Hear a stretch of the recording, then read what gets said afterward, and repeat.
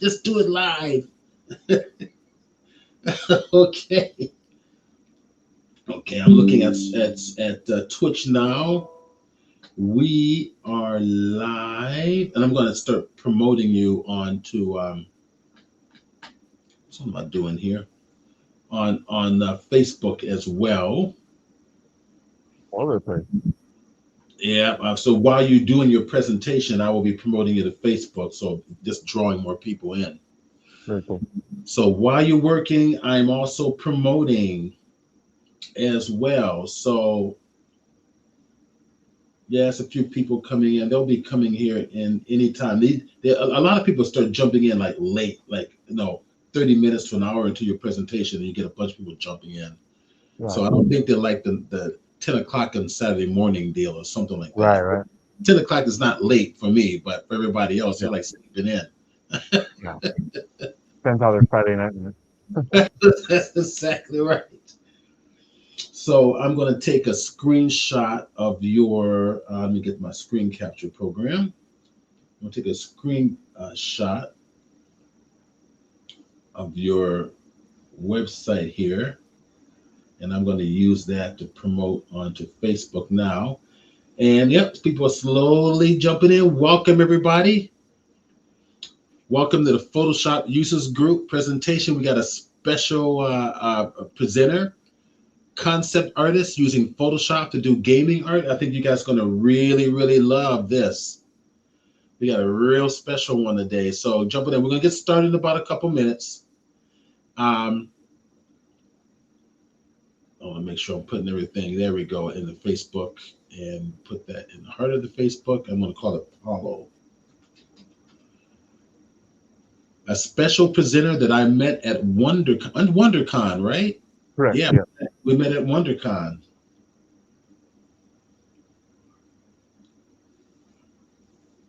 All right, so let me go to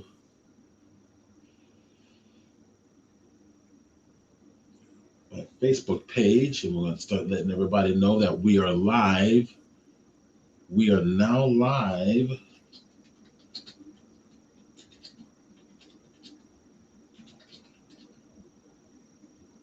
for the Photoshop Users Group meeting. All right, so we're going to get started here in about another minute. And then while you're doing your presentation, I'll keep kind of putting the bug out there, keep promoting. I just installed I got Photoshop CC for today's presentation. So it's Oh, it doesn't matter. I mean, for what you're doing, it doesn't really matter that much. yeah. I typically use CS6. That was the last God, non-subscription. that is so Um, old. yeah, but it That works.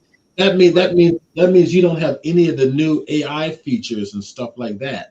Correct, correct. But this one right here does. I just got it. I think there's a few glitchy things about it. I'm not sure if there's different builds. If that one has Um, AI, that means you have an updated version. yeah. So I just got this one, like I said, this week just to try it out. I've used it when I work in house. Um, Right. but yeah, on this computer, I just got it right now. I mean, I like what they're doing with Photoshop and AI and all that stuff. So it's pretty amazing technology. It's an exciting time to be an artist. Yeah, sure. Um, let's see, your screen looks white there. Yeah, yeah. I just have a blank. Oh, I see. That's why it's white. That's because you you got to show something to make people keep people's interest. Okay. Put an Well, I was image in gonna, there. I was gonna just, I guess, warm up and start doodling. I'm not sure what subject we're gonna choose. Okay. I wanted to keep it interactive. All right. This. Um, Cool. All right. So I tell you what. Let me just we go ahead and get started. Okay. okay. Um, I'm going to let me just post this on the Facebook real quick, and then we're going to go ahead and get started because you're excited and ready to go, and we can't hold genius back here.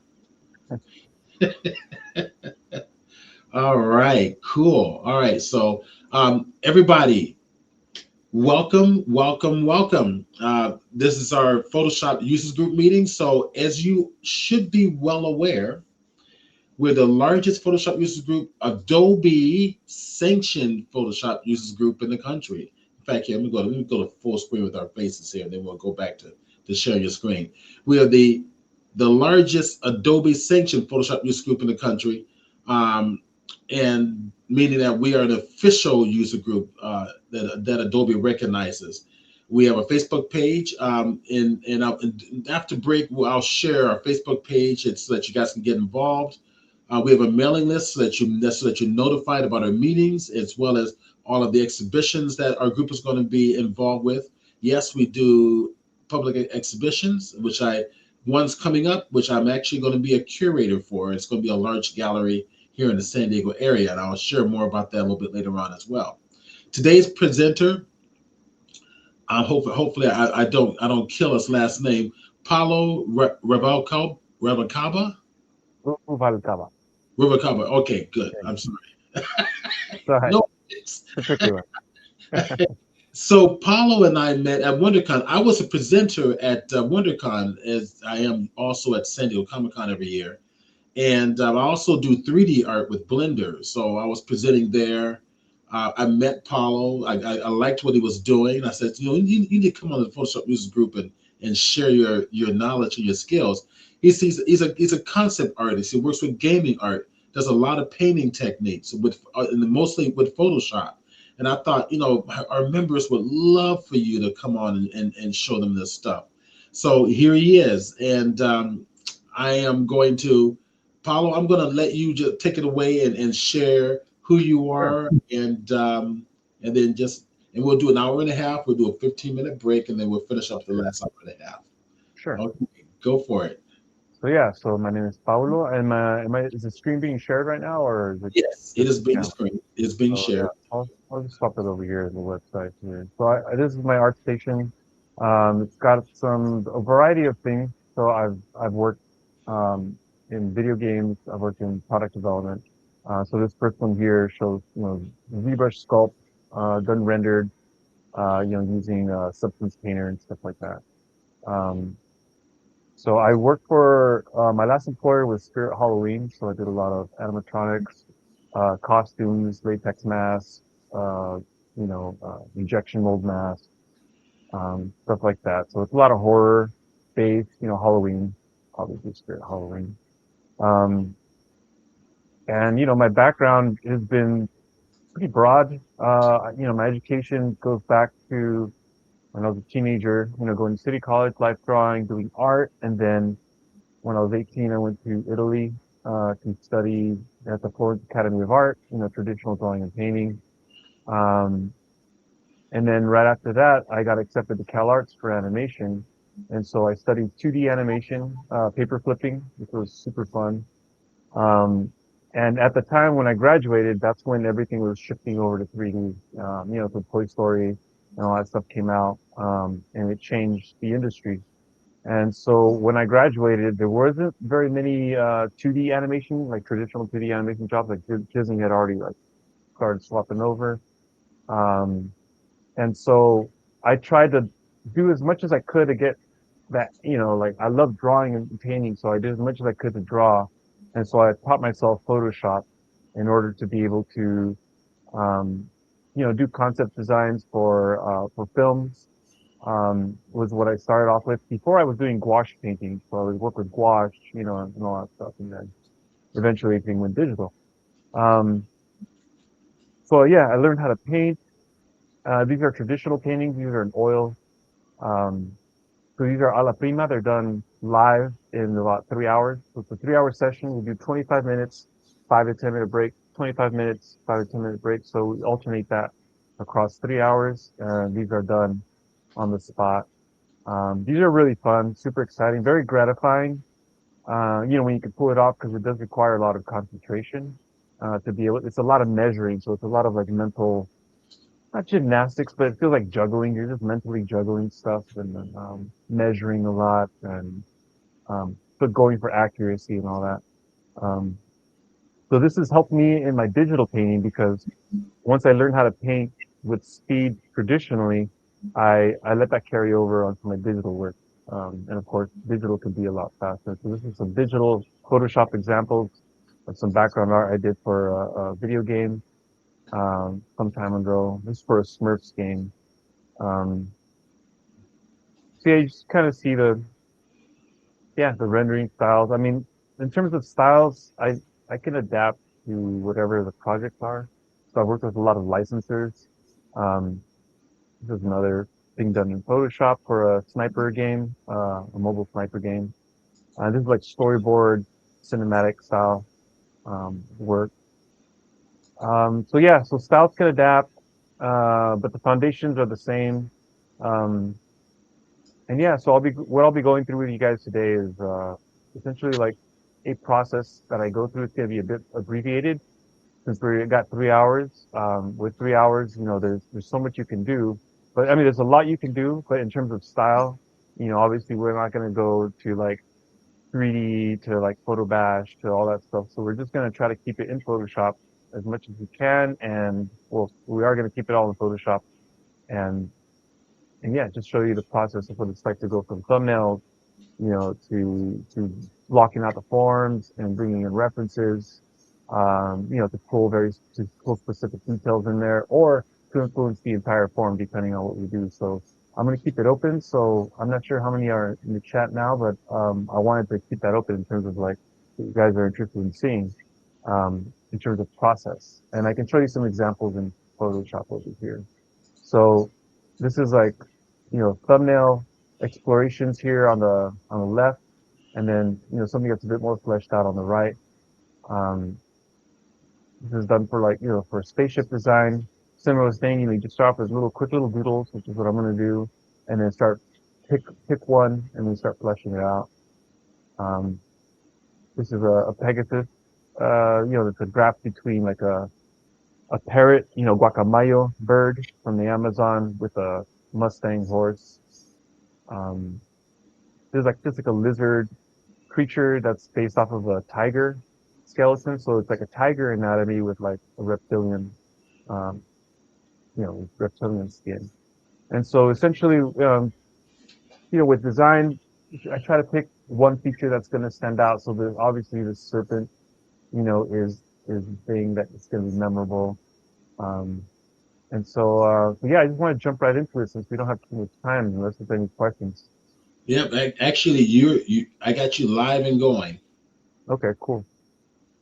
So yeah, so is there any interests that are out there in terms of character, even environments, prop, creatures? What's good to you? Let's just pick a direction and we can go for it.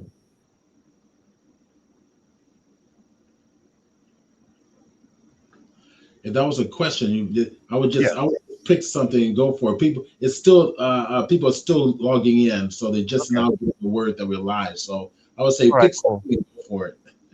All right. Well, I just pulled up some references last night, and just to kind of show how I think about things. So, I'll have a subject. So this is for a character. I was thinking of having this golem sort of stone creature, and I was thinking of drawing from this is indigenous Mexican culture, Chichimeca. Um, so just looking at the costuming, the attire, the materials, what stuff that's made out of animals, wood, um, feathers, bonework, some weapons. Just thinking of weapons and props, stuff that's made out of stone, leather, wood, obsidian. And for the vibe, just looking at, stone creatures or even, this skin just looks very, worn in, masked, stuff like that. This vibe of like this character being very heavy.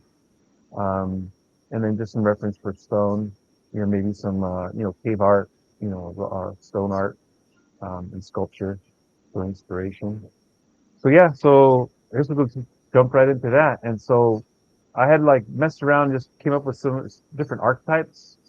So for that archetype, I was thinking of using, this heavy wall kind of unit, kind of a big character. If you were playing in a video game, the main character would most likely be something that's a bit more uh, naturalistic, natural proportions, which would be probably some of these. So I wanted something that's like a guardian. Maybe he's guarding like, some treasure or some item that you're trying to get to. Um, so one of the first things I would do is with this concept, I have these general proportions, and what I'll do, I have the mirroring on right now. I'll just do one more just to show you how I go about that mirroring stuff. Um, and I don't have any particular way that I start in terms of, right now I'm starting with the head for whatever reason. Um, and right now he's looking a bit muscular, but I'm going to try a couple variety, couple options. So this guy's buff, you know, can weightlifter style, some heavy hands.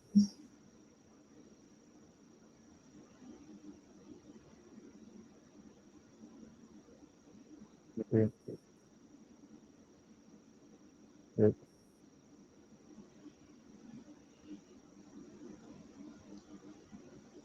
Oh, very cool. So just thinking, just something of a And character that looks like they have a high HP, like it's going to take several hits to knock this guy down. And there's different ways of doing that, just exaggerating certain limbs. The head's small, so it gives it this very superhero and kind I'm of no- I'm noticing proportions. I'm noticing using the mirroring technique. You might want to explain to people who might not know how to set that up in Photoshop. So in Photoshop, if you pick your brush right here on the upper corner, you get symmetry off. If you turn it on, where is my symmetry? Vertical. So this is it. You can move it around. You can move it around to where you want. You hit OK, the check mark to confirm. And I just turned it off. So you can go here and hide symmetry. That way you don't have to look at it. So I just created like an X just to show me where the center line is. And then I go from there. So I'll do another one. Um, and so this time I'm going to try, that guy was buff. So I'm going to make this guy a bit more heavy set, like double chin. I still want him to look strong. Um, so maybe the pecs might still be able to show, but we're going to give him bigger belly. Let's see.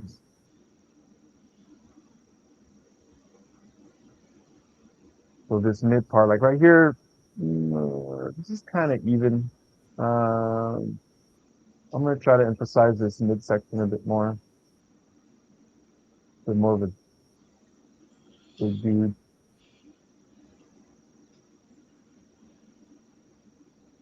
And,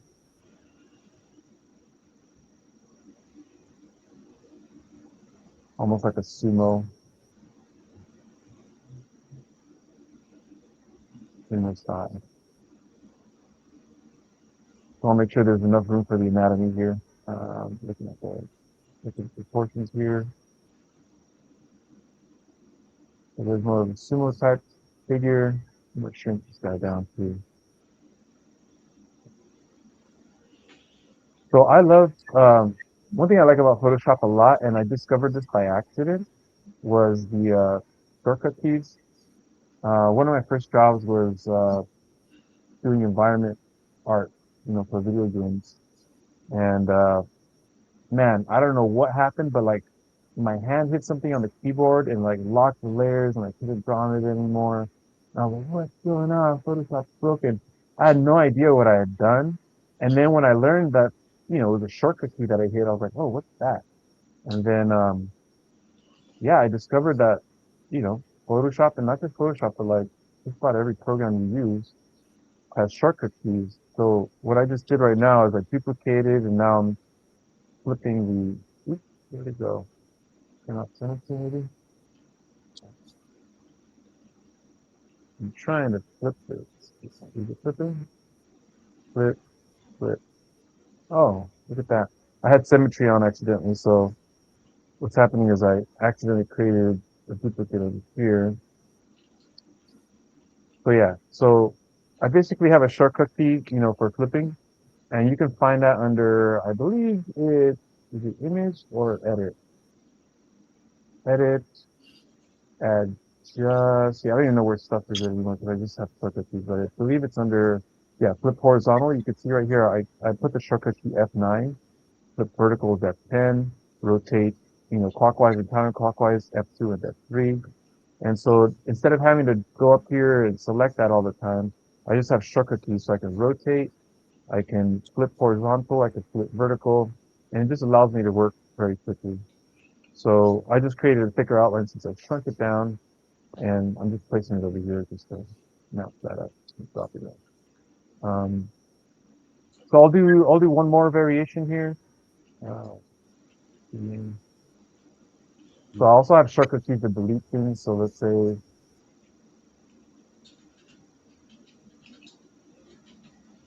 like if I wanted, let's say I created, even for creating a new layer. So if you look on the right hand here, like you see how like there's extra layers being added. So I believe I did that by using an action preset. So I have to do it here. So you see here I have F8, Shift F8. These are different key commands. I think, yeah, so I can reduce the canvas, increase it 200% or shrink it 200%. And for adding a new layer, the shortcut key to access shortcut keys is Control Alt Shift and K. And this is essentially where I modify all these things. And you have a lot of options here. You go for application menus, palette menus, or tools. And I basically go through here and just change everything. So I'm right-handed. So I change my shortcut keys so everything is accessible on the left-hand side of the keyboard. So if I were to draw a keyboard here, where you at? Yeah. Oh, another nice thing about working in Photoshop on a PC versus a Mac is I'm not sure if you guys know this, but on a PC, if you tap on the Alt key, it activates, these menus appear. It puts a little line underneath it. So if there isn't a shortcut key assigned, but if I can access it with my left hand, for example, if I have a selection here, if I want it, I can go to Alt E and then S for stroke, and I'll have to do is say OK. So instead of having to go here by hand and then go down to where stroke is, which is right there, you know, again, it just saves you a lot of time. So I just added a stroke for that. So let's say that, the keyboard, oh, I still have symmetry on. Yeah, so with the keyboard, I try to have everything on the left-hand side over here. So my hand is, just working the keyboard magic. I try to keep everything on this side, and that makes everything like easily accessible. So carry on with this symmetry. I'll do one more of these guys. Let's see.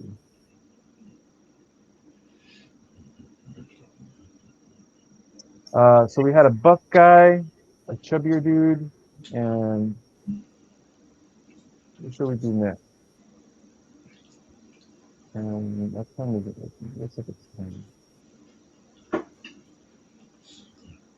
There we go. Let's do something that's more square. I want to go smaller here.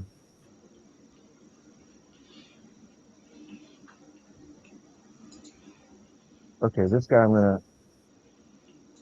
he's not gonna have a neck.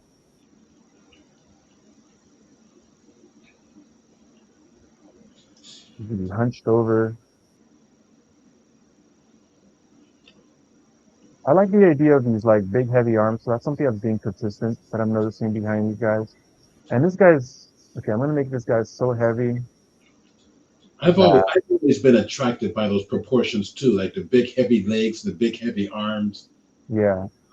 So this guy's so heavy that he can't even stand up straight. He's got to bend his knees to absorb the weight here. So that's what I'm doing with his leg.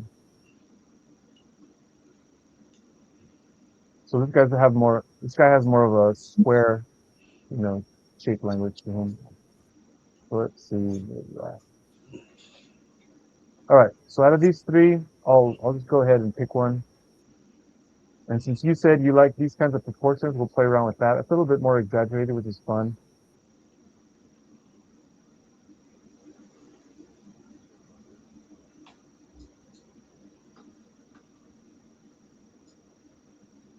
So that's our little warm up for today, and then we'll just go into exploring.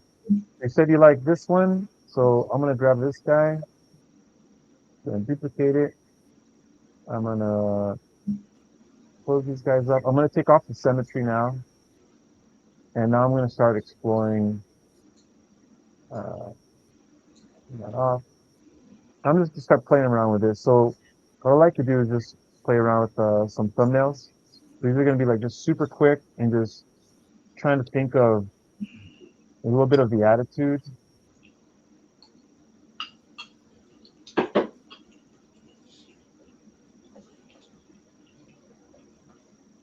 gonna be real quick and dirty. I'm trying to consider the silhouette as sort of my primary concern. This guy's got big arms, so yeah.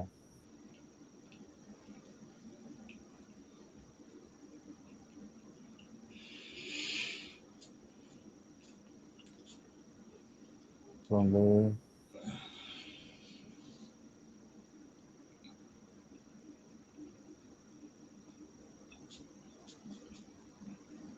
Something like this.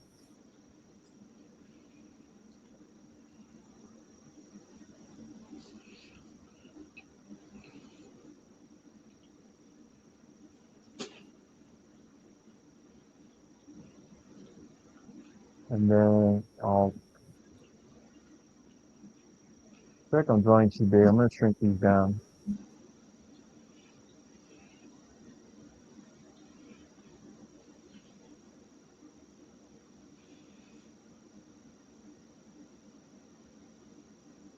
I lost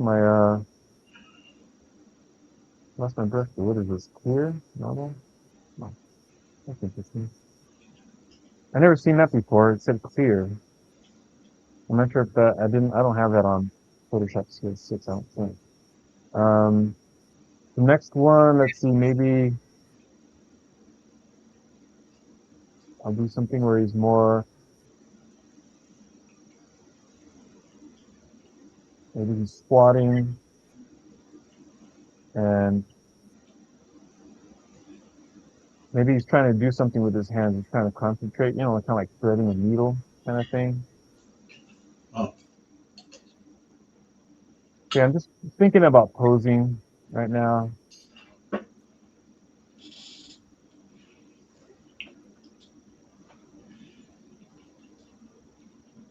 And maybe he's sitting on something.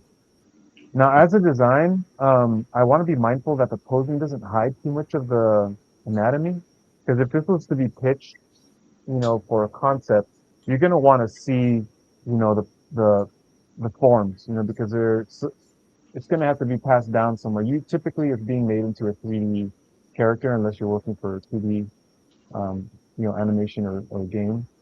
Um, so that's something I want to be a bit mindful of. And look at that.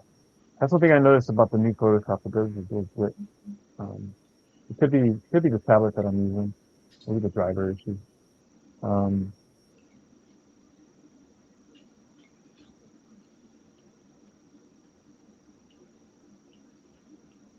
yeah, what draws you to these character types, Steve? Like what is something about them? Maybe I can play around with that concept. it seems like a fighter. Yeah. More fighting poses, I think, would be great, or maybe some jumping poses would be interesting. Okay. A heavy jump.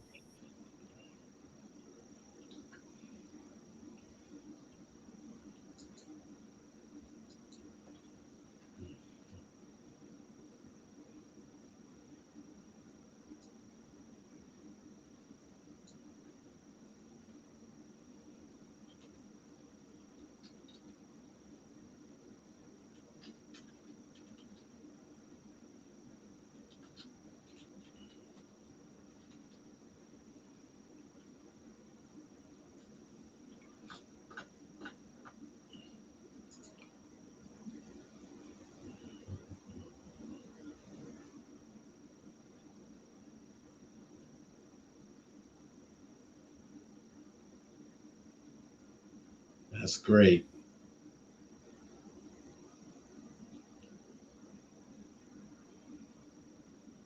Hey, I feel like the body types being too similar, so I'm gonna try to do a variation on this. So it's still looking very round. I kind of like this square feel that I have there. So I'm gonna Yeah. see if I can emphasize that a little bit more. Um, can be very graphic with this. And what if like, The linear lines give them a more aggressive look. yeah,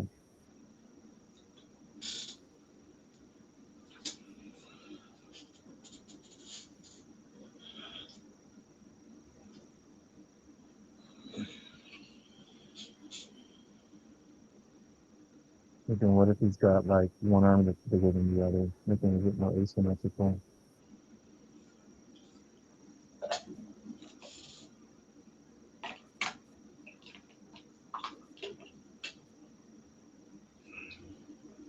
I think I'm working too large. This is I like working a little smaller. I don't mind things looking pixelated at first. It's things weird.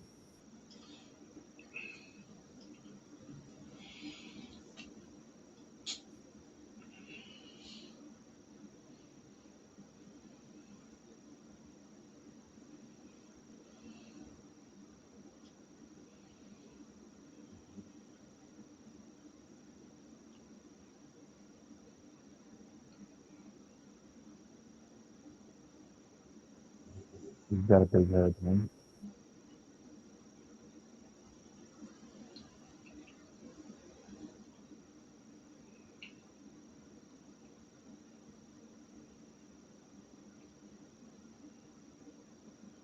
A little wonky, but Quasimodo. That's See if I can play around with that.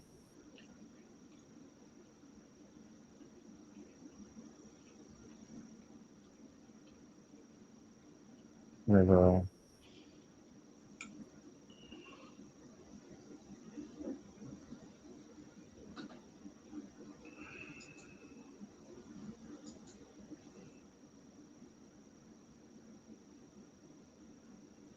lunging, kind of small pathway.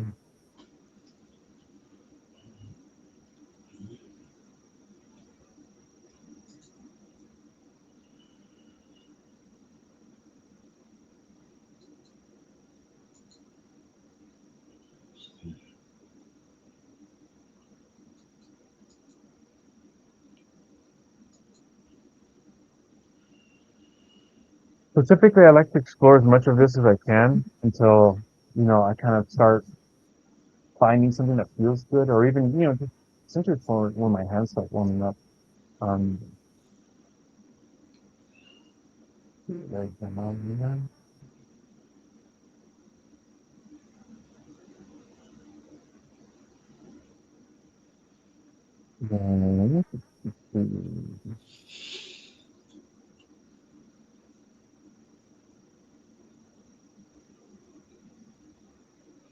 maybe like,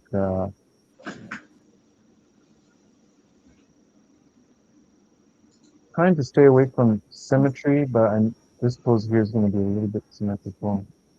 Maybe I'll do a power up move. But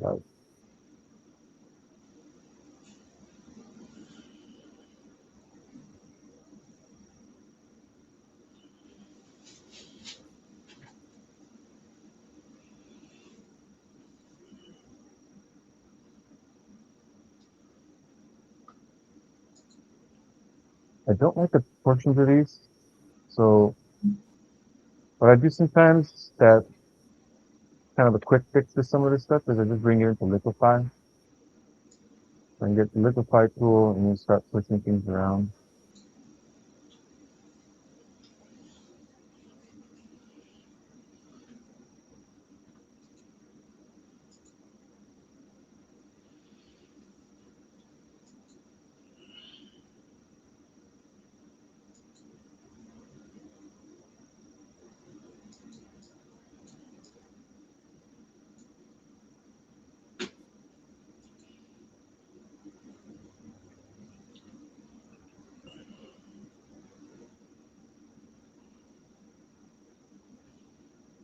here before and after.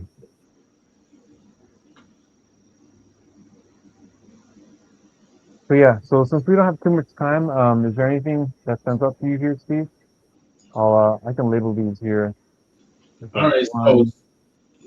So, one. you want us to pick one? If anybody Yeah. think anybody on Twitch, you want to share one that you want them to actually start to flesh out and complete. And what I'm gonna do too is like I don't this clothes looks really whack, but I kind of like these proportions, so I can also mix things up as we go. All right. So for you like the bottom ones a little better. Me? Yeah, well, Oh, I have no preference as of yet. all I right. like what I'm saying is like this proportion I feel is more dynamic than this one. This one's even. It's like Yeah. even. Like that's really boring. This one has a little tiny head, which gives like a focal point since everything else is a lot larger. Um, so if I do create a larger head, I'm going to want to make some decisions about the rest. If I were to, Okay. you know, like I would either make, you know, the head is typically the focal point on things. So Right. I would probably do something that play around with the proportions a bit, kind of stay puff Marshmallow Man, you know, some heavier set proportions. Actually, I like that better. Yeah. Well, because they're a bit more dynamic. It's like large, medium, small. Because when things get even, it they get boring. You know. Um, I heard it explained to me that I learned this in CalArts. I forgot where they got it from, but if you imagine, our eyes are we have binocular vision, so we have eyes in front of our head. Just like an owl has, or a tiger. We have these, or hawks. We have binocular vision, so it's used to be able to track prey versus you look at prey, they have like eyes on the side of their head. All right. Um, Like, and their vision reacts a little bit different than ours. So by that fact, what we're looking for is essentially variety, right? Like if you imagine you're going down a freeway and for like 100 miles, right? There's a white picket fence, perfectly spaced. Each one's perfect. But let's say,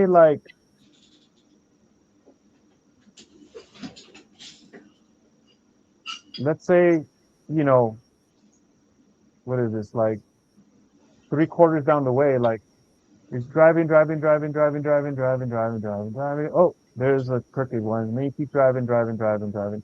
You're gonna remember where this crooked one was, right? If everything's perfect. So our eye is trained to look for variety, right? Look for something different.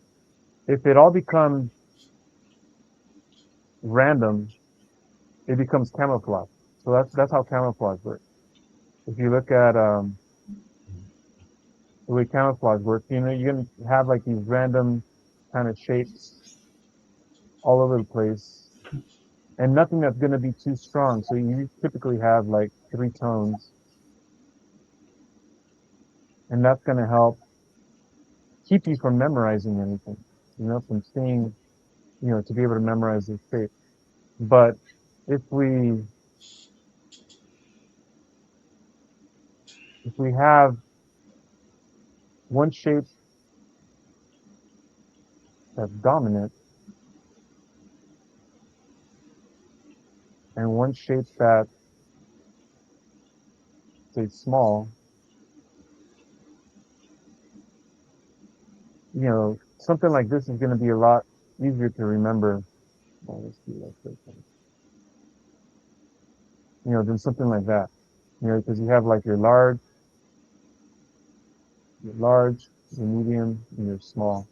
And so when designing, the same principle applies. So typically we'll try to find something to emphasize. Like this guy's belly is the largest, medium, and I'll probably, the medium is like this, these things. and then maybe small feet or something. These could be pushed a little bit more. But as I go into designing, I'm going to keep on refining and trying to push those ideas as I go. Like that's obviously small. Um, this is large, and then the medium is like sort of, like the central parts. The parts of the medium.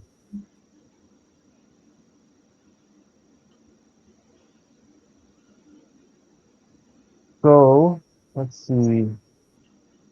Kind of like, I don't know. What are you drawn to, Steve? Which pose? I'm thinking about that bottom middle one. This one? Yeah. Okay. So let's grab this pose. So now I'm gonna play around with some variety here. So I'm gonna this guy.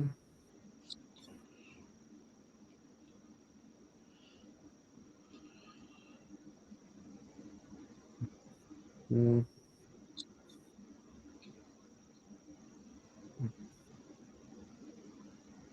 okay. Yep, that's the man. Got these two.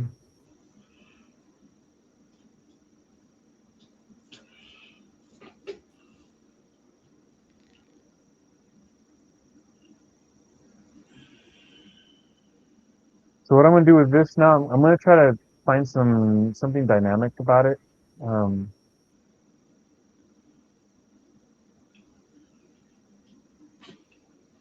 So you just place them all onto their own layers.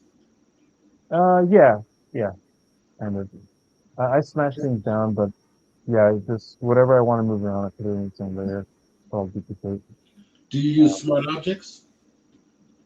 Sometimes, yeah, it depends on the project, but not for this because I don't need to preserve a lot of stuff. I just keep it like it's like a loose sketch, so I don't mind destroying things. Because But yeah, if I'm trying to preserve things, yeah, for sure. that would make sense because you're adding new drawings to the image anyway. So Hmm. Yeah. So I'm going to reduce the opacity. So what I did here is I hit the letter M to switch to the Marquee tool. And then when I hit the keyboard, I can hit 9 or 0, it's full, 2 is for 20%, 5 is for 50%, 7 is for 70%. So I'm knocking this down to about 15. So if I hit 1.5 really quickly, it'll change the opacity of the layer, which you can see right about, oops, it's over there. I'm on a, okay, wait, it's up there somewhere. Like, watch, I'm going to change the marquee. So hitting the number keys will change the opacity. Now, if I have the brush tool, if you look up here at the opacity, up there, while the brush tool is active, I can hit the numbers and it changes the opacity of the brush tool, not the layer. So that's another, you know, technique you can use if you're trying to mess around with opacity. So I just did that with layer, got a new layer up, and then I'm going to play around with the proportions a little bit. Knock that down a little bit more. So with this guy, that.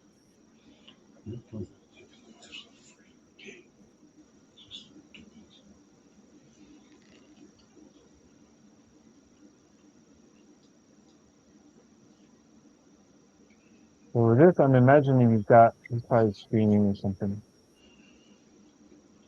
Doing something right.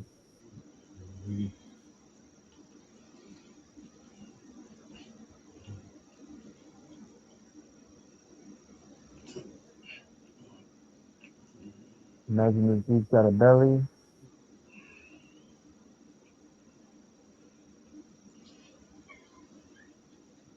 And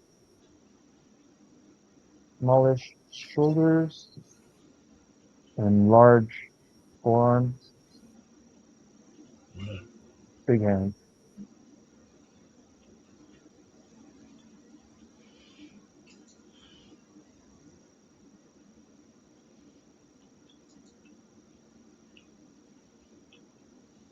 Foreshadowing this a bit.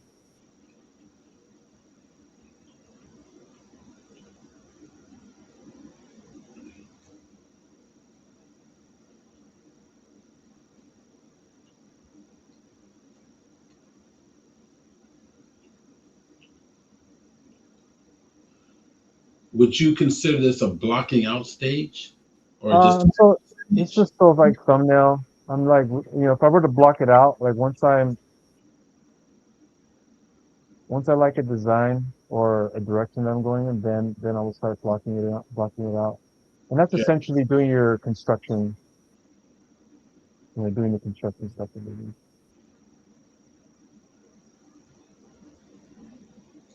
And if I go back to my reference board, this is PureRef. Some of you are familiar with that. What was that about PureRef? Are you Yeah. familiar with PureRef, the app? Yes. And we might want to explain that to your guests. Yeah, so PureRef is this app that you can like overlay.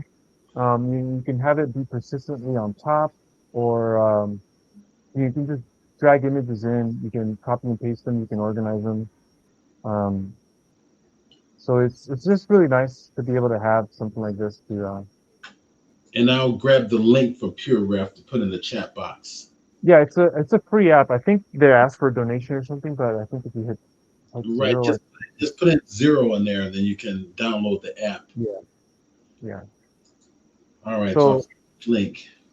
yeah, so there's like a transparent mode here where you can still be working on your subject here while having reference up there. Um,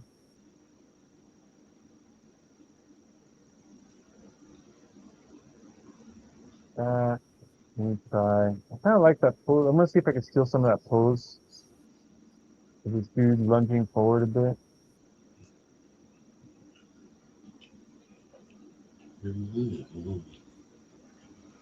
leaning forward.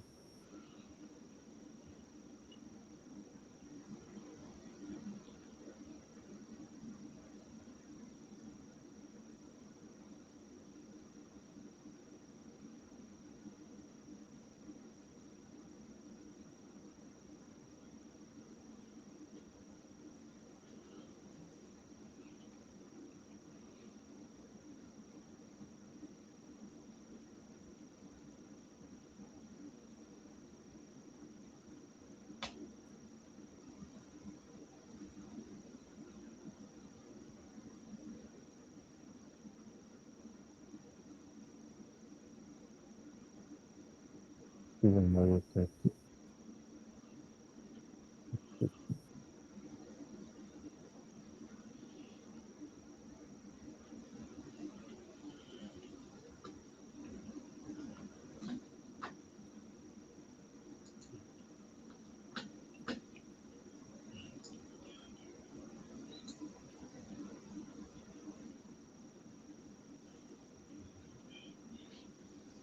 Whoa, look at that! Awesome. That's great.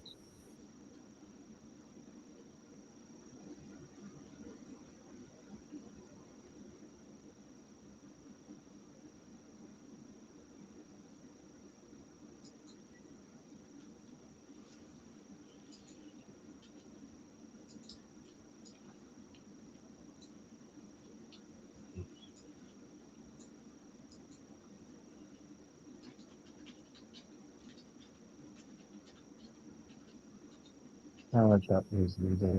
So I'm gonna stick with this pose here. So I'm just gonna bring that into its own layer and knock this stuff out. So I'm gonna play around with this. Um, Now before I commit to it, I'm gonna bring it into the liquify thing. See if I can push anything here.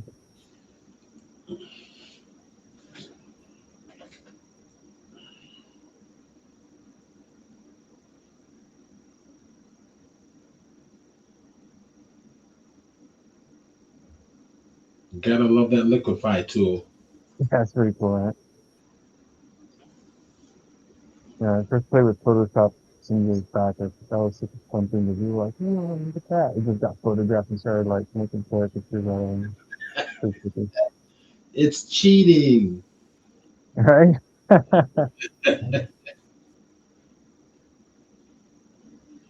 When I'm doing like a digital portraits, painting portraits from scratch, liquify tool is great Yeah. for making corrections. Hmm.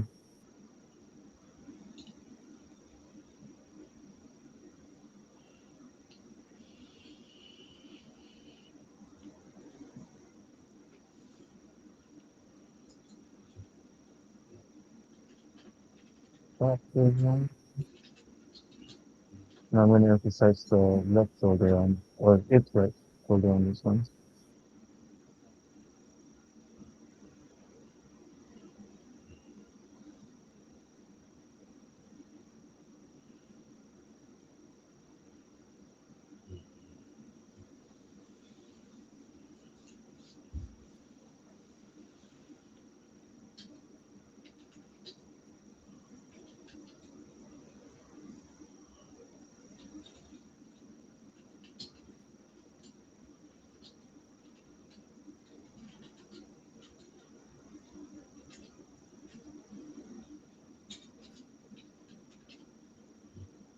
So since this demo is a bit shorter, probably stick to more of a cartoonish type of style, to keep the rendering simple. Okay. So I like where that's going. So you're just refining the shape a little better. yeah, the silhouette and just just trying to think how can I draw some emphasis. Like I kind of like this simple shape that it's making. Like a straight here and a curve there. Um, Now these proportions I'm not too happy with. Like I feel like it's still a little even. Like this is even. The head's even, hands even. Like these are even. So I need something to be its focus. I want something to stand out. So I'm not sure if maybe if I make the body a little bigger, that'll help. But there's different ways of going about it. It's just about exploring and just trying things out. Um, we're even thinking about how this guy is made. If he's made out of stone, does he have like floating parts?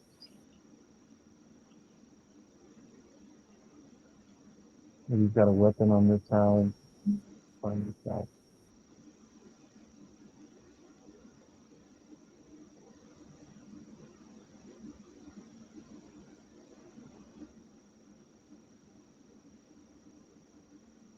Maybe he's got a club or something. Big man style.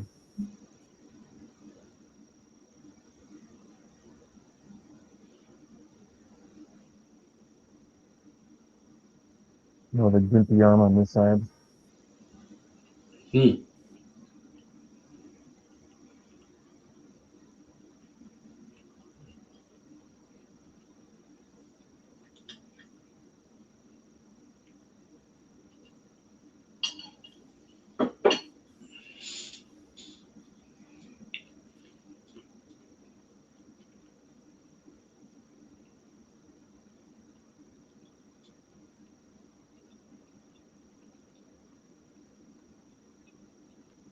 Wow.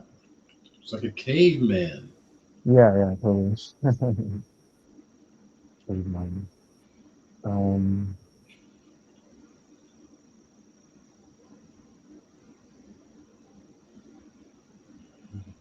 do one more here. Let's see. I'll just mark this down.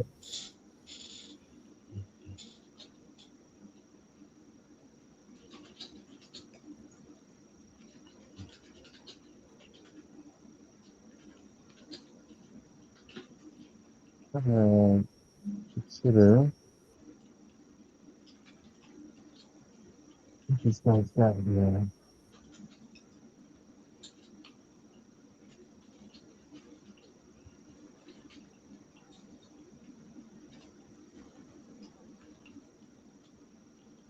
See if I can draw some inspiration here from the reference. Some of the shapes. Like this is kind of interesting. This worn out stone, weathered outlet.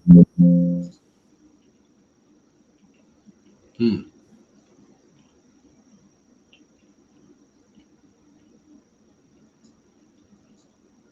So I'll just have this on the corner here for inspiration.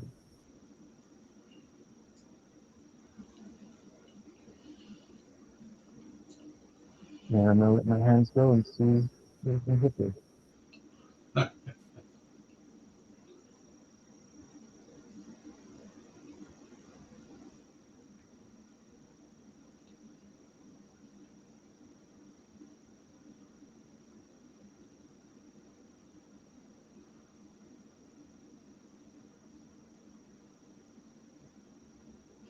It's going to be different. Yeah. So now I'm kind of getting away more of this kind of big blocky shape and sort of doing more contour drawing.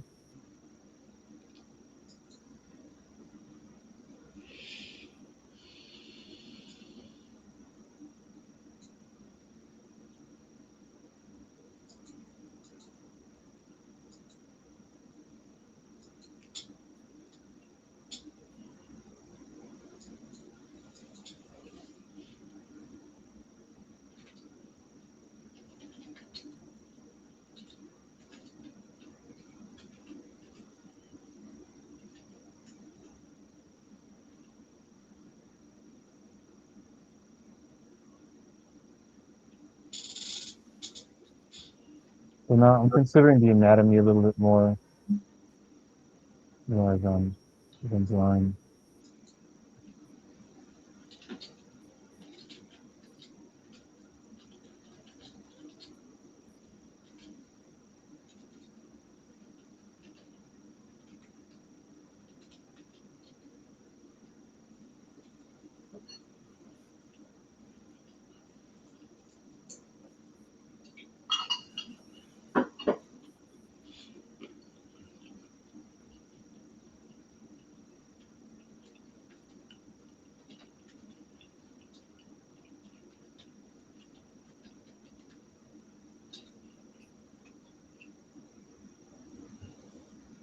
He's not making here.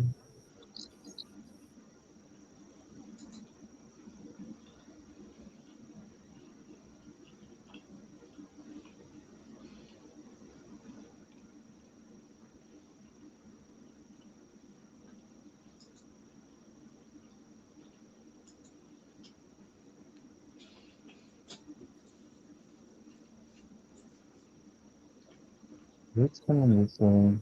Let me put this.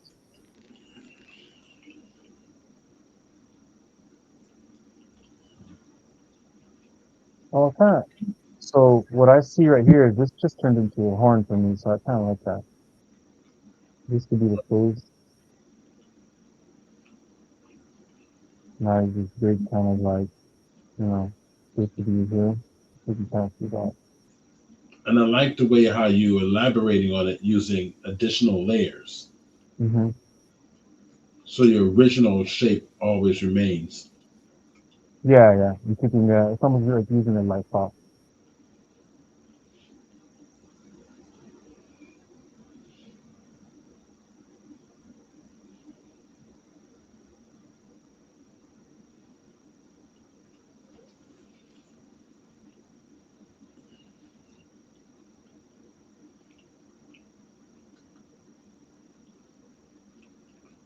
So we'll give this portion about 15 more minutes and then we'll take a break Okay, cool. because time flies Yeah, fast. yeah, you're right. And then I guess we'll come back to start fleshing this out Sure. Yeah, yeah, absolutely. with some volume and depth and color. Yeah. I can get this close. So one thing I'm trying to do here, like since this is I'm trying to treat this as a design. So the pose shouldn't hide too much of the anatomy, because again, if this is going to be passed down to someone else, um,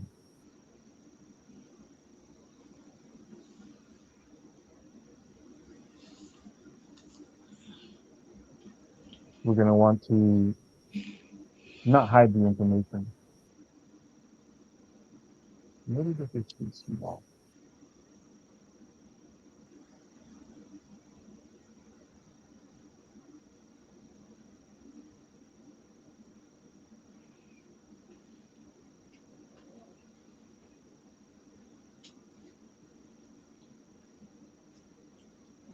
This arm can be, yeah, there we go. Dragging something from behind.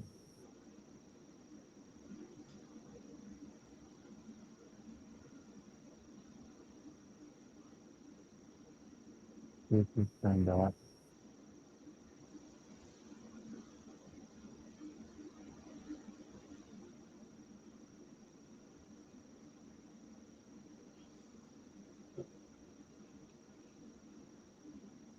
Yeah, feedback is welcome too. If you see anything, you want to shoot something out there, make some comments. I can play around with it. Because, this isn't like a too Yeah, serious of an assignment, so we can just play around and have fun with it.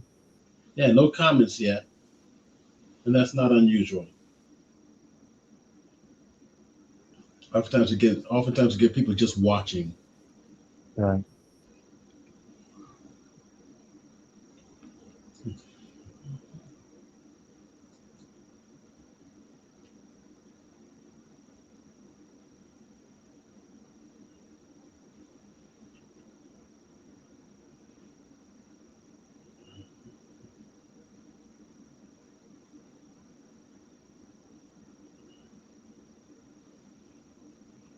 Something's happening. Something.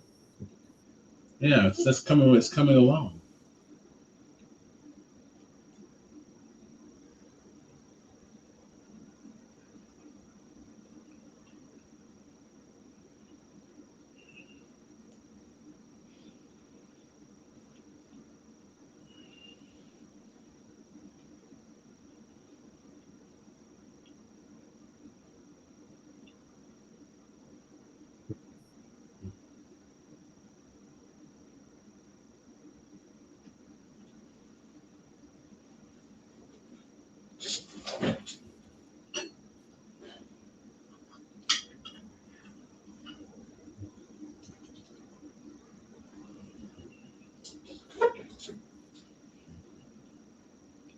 Very loosey goosey. Um, I'm going to try filling this in with some value just to kind of get the silhouette. Hmm.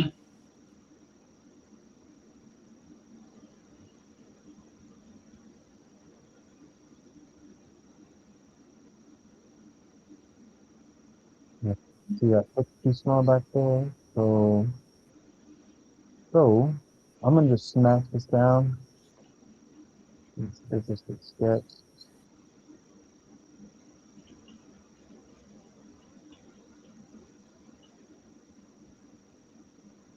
Bring it back to liquify.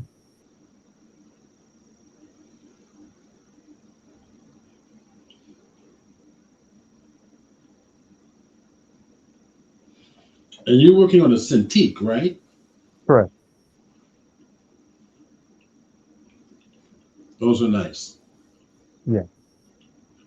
I typically work with the tablet, like most of the time.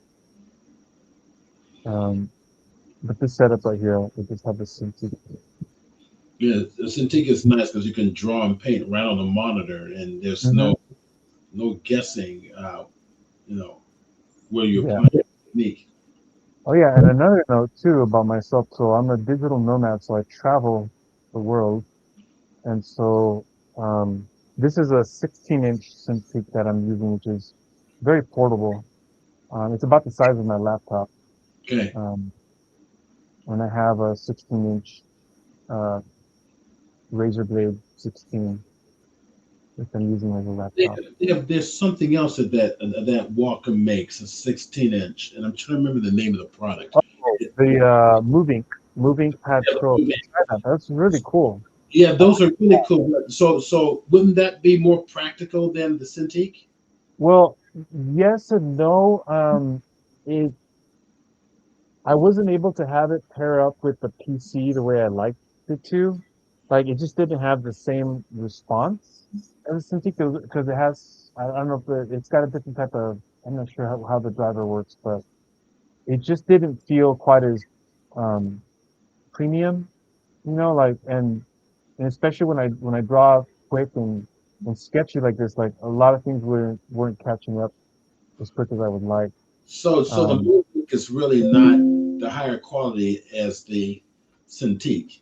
Correct. Because so the Moving Pad Pro is actually more like an iPad. So it's like a Wacom iPad. So it works as that. So if you're using Clip Studio Paint, it's really nice if you have Clip Studio Paint on there. I mean, I think if that's primarily what I would use, like then I would then I would stick with the Moving Pad Pro because it's portable, lightweight. It runs on batteries really great. And compared to the iPad, I also have an animation program. I use Rough Animator. It's like basically a 2D pencil test kind of animation. I mean, you can do some great teamwork on it too. Um, but uh, but yeah, it was really nice. Like the amount of pressure sensitivity, it just felt very natural. Right. So yeah. When But if I'm you wanted to pair it up for a PC, like, this works a lot better if you're just using it as a tablet. But yeah, for going mobile, yeah. Moving Pad Pro is pretty sweet. I like it a lot. But since I already have an iPad, I use Procreate on the iPad. And the Moving Pad Pro doesn't have the Procreate because it's only for the Mac, for the iPad. So unfortunately, because of that, I ended up returning it and sticking with my iPad. But I didn't want to have two mobile devices while I'm traveling. I'm trying to keep things as light as I can. Okay. So, okay, so with this, I'm going to have him hold a weapon here. So we'll have his club.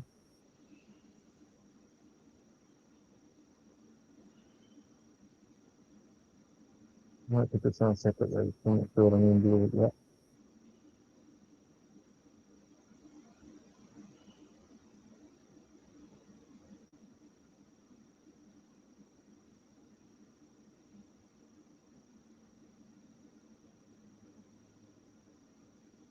So I can,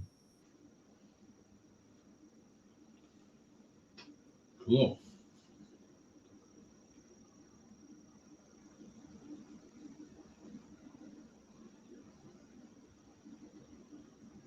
yeah, so let's turn into something. I think this shoulder, the far shoulder needs a bit of work. You say we're taking a break pretty soon, right?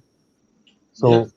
So the next phase is going to be blocking it in properly, like giving it some definite proportions, but it's still really loosey goosey right now. So I'm going to tie that down, the block in, and then I'll start building on top of it and use a reference to give details and some storytelling. Um, This is awesome. All right. So you ready to take a break? sure. All right. And let me bring up my 15 minute. We'll take a 15-minute break. That gives me time to make some coffee. Right. And we'll come back and we'll finish up. So what I'll do is you're going to keep your screen sharing, but I'll just remove it manually. Okay. And I will share my screen. Let me do Mhm. this quick. I will share my screen, share the entire screen, and I will grab that one right there. That should be shared. Thank you. All right. So I'm going to bring up a 15-minute timer. Okay. So what time? Oh my gosh. So 11, so that's 1 hour. Wow, we're already a third of the way through. Is that what's Yeah, going on? yeah. I told you time. I told you this was going to go fast. Yeah, it does. And no, let the commercial stop. Thank you. All right, 15 minutes. Okay. I will mute my mic temporarily, and we'll come back, and we will finish up with the with block detailing Okay. Sounds good. on the character. All right.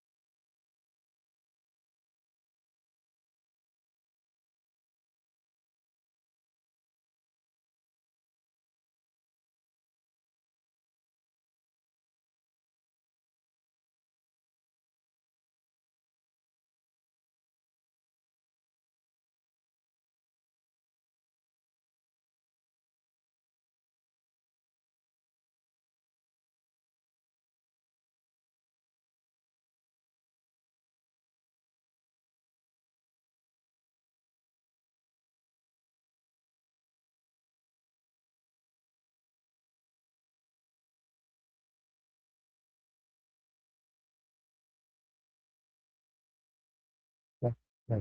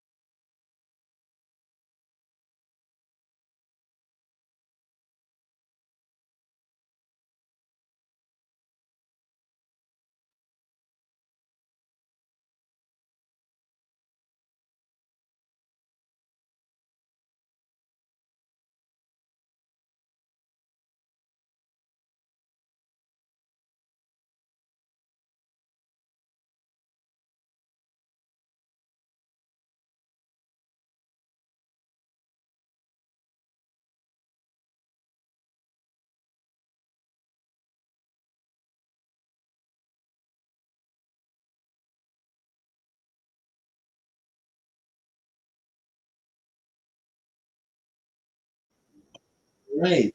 We are, this thing's annoying. Annoying. All right, so I'm going to stop sharing my screen and I'm going to add your screen back to the stage, which we're now back. Paulo, so wonderful. So now we get to do the exciting stuff. Yeah. It's So we go from the idea, we put out some options, chose a direction, and I brought back this lineup here just to kind of get a sense of scale, like how big do I want this guy to be? right. Because that's gonna influence, the subsequent steps. Um, so what I'm gonna do right now is do kind of the block in, make sure that the quorums are where I want them to be. So as I continue to render, it kind of makes everything easier. I can just place the details on top. So part of this is just trying to find out the anatomy, work some stuff out because it's a little wonky right now.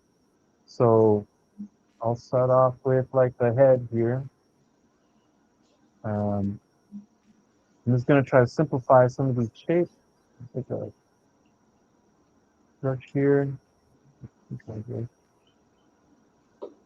Oh, I lost my tool. Where did it go?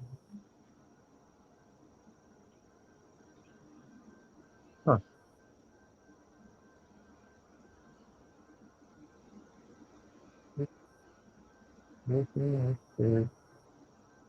Oh, that's interesting. Yeah, here. When they're done. What happened for you, Captain? Okay, got my food back. I don't know what that was about. But yeah, so I'm gonna go back in and start giving some structure to some of these modules. Um, so overall forms, I could tell, the hips are gonna need something, the shoulder girdle is gonna need some articulation. This part seems okay, but I'm gonna have to tie it in to make it make sense. Um, so I'm gonna start with the big jaw here.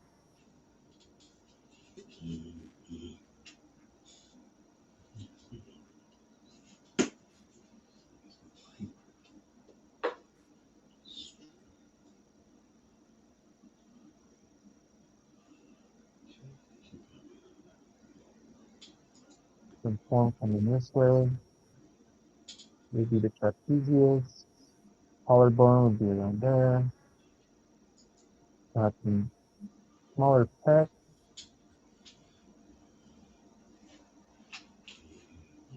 Nice big chest.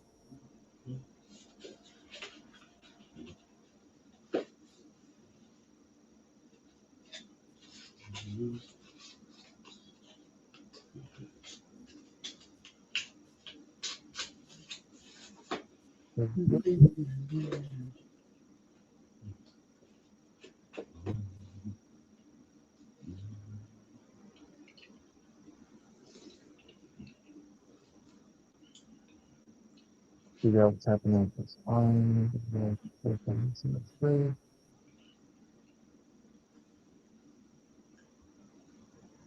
I like to flip things around a little bit to freshen up the eye.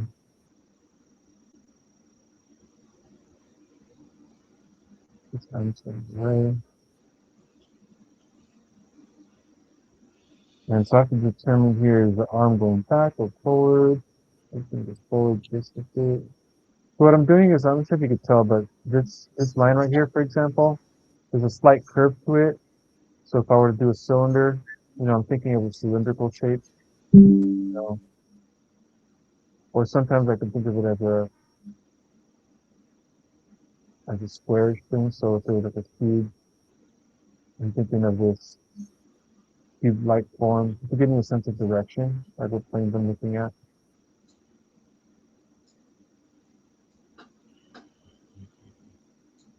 And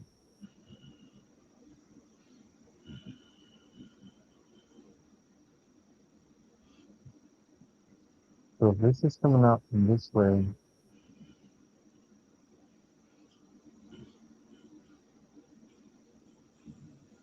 Nothing. Nothing that this part.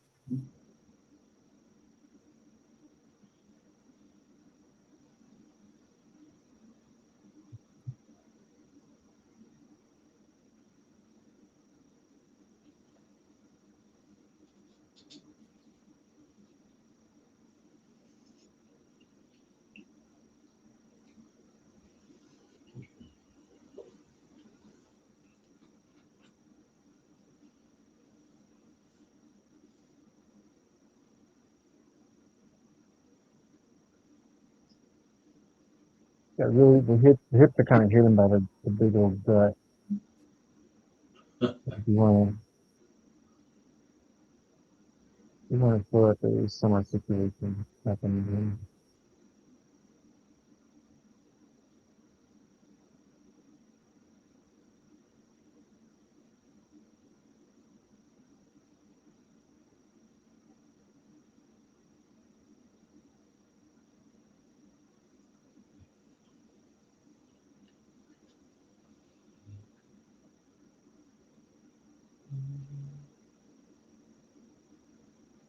Ah,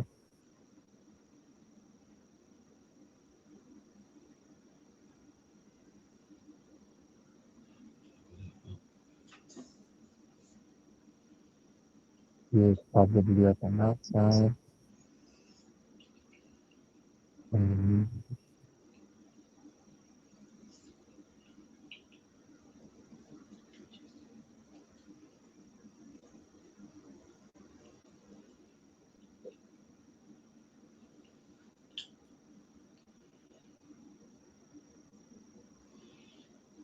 It's coming along. yeah, a little.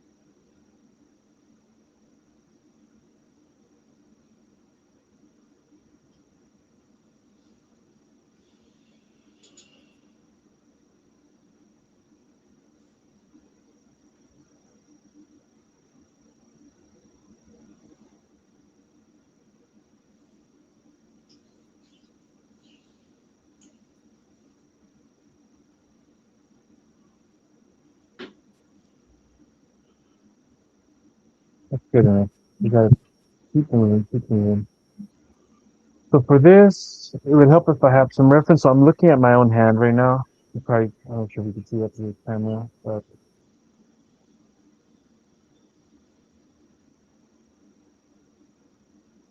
when you look at how my hand is, well, I see that there's this triangular shape happening there.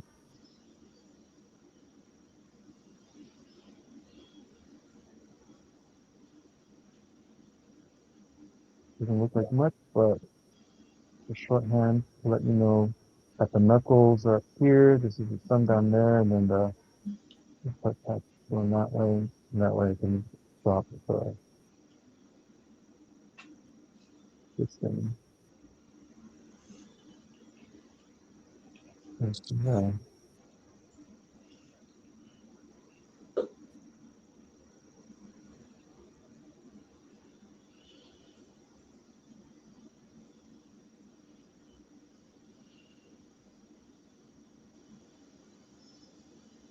Okay. All right. Look at this reference stuff.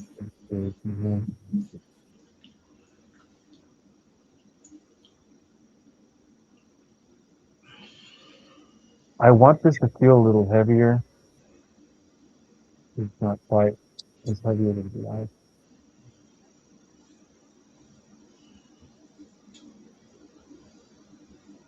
Maybe if they push down a little bit more.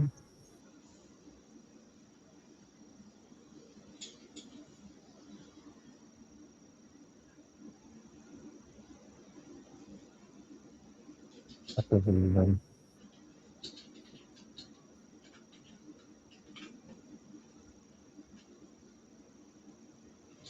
Okay.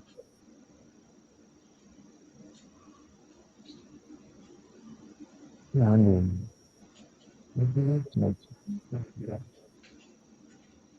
So you talked about smart objects, huh? I'm wondering if I can do this. Is this possible with a smart object? No, it's not. I was trying to merge these two together and then move them around. So I'm just gonna smash them together. If I want this leg to come down a bit.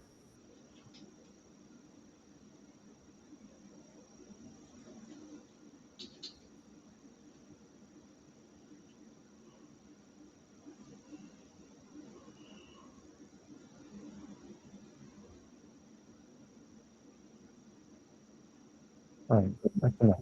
We got a new line. I'm gonna drop the opacity down on this, and then I'm gonna do a cleaner pass for this guy. So I'm using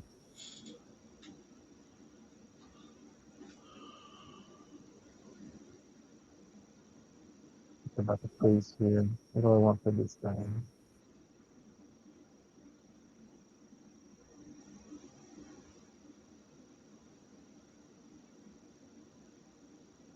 Looking at this piece here,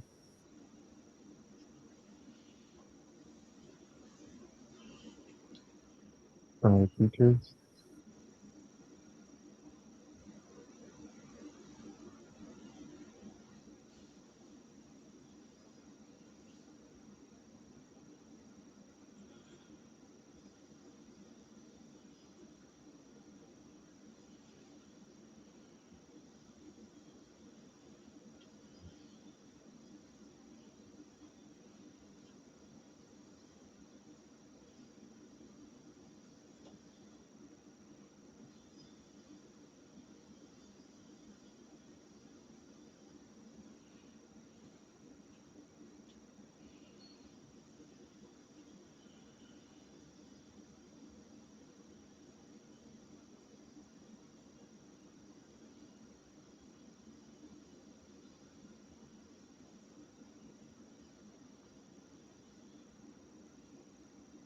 So I work a lot with ZBrush. So it's one thing about working at a keyboard like this. It's like ZBrush, you have like the symmetry tool working all the time. So what I would do actually is I'd probably go in with this concept here and just sketch something out in ZBrush and then bring it into Photoshop. That's also a nice way of working. So, working between different software. Since I also sculpt, it's a nice way of looking at the form in 3D.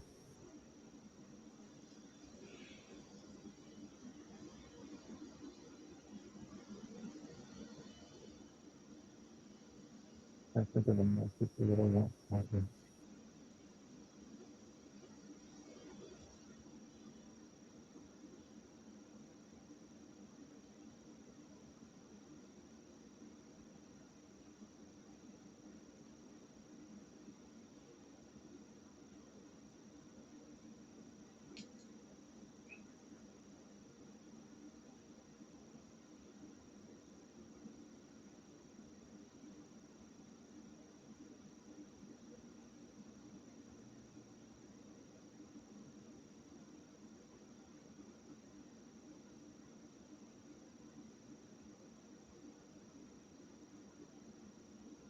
Yeah, if you have any questions, yeah, because I get into my head just thinking about stuff, but I can chat while I sculpt. Is it just chat white working? No questions yet. Or if You, you want to just talk you, about something, about Photoshop or yeah, sure. anything. I will keep you entertained. Yeah, yeah. So, I'm noticing that you're drawing based on your memory. So you've Yeah, done yeah. a concept drawings with the memory base of how you're going to form the head and the structures in the head and so forth. Right, right. But you're also using reference too, right? So So Right. how much of those references are you using right now? I So see the a little. references, yeah. So I'm looking at, it's very loose. So typically the way I would like to do this uh, a bit more properly is like I would actually do studies of the reference. So Yeah. like this guy, for example, I'd probably, do a study of this space right here, and then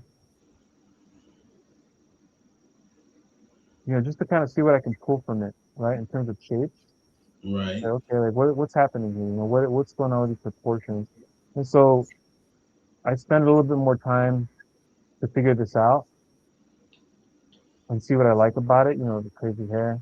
Mm-hmm. Um, so I pick the main references that I'm drawn to, and then use that as inspiration to really Okay. go in there.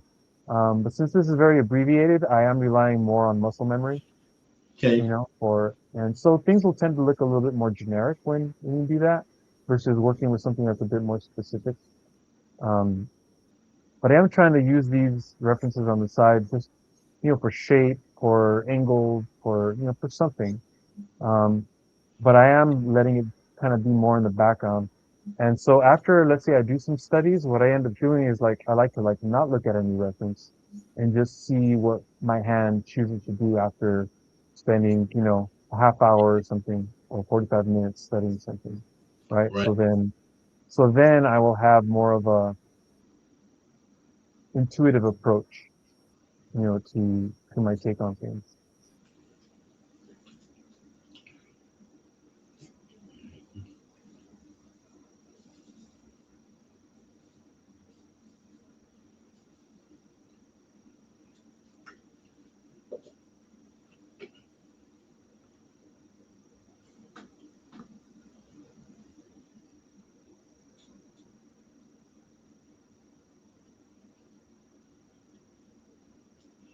So you start with the head when you draw, when you start a character.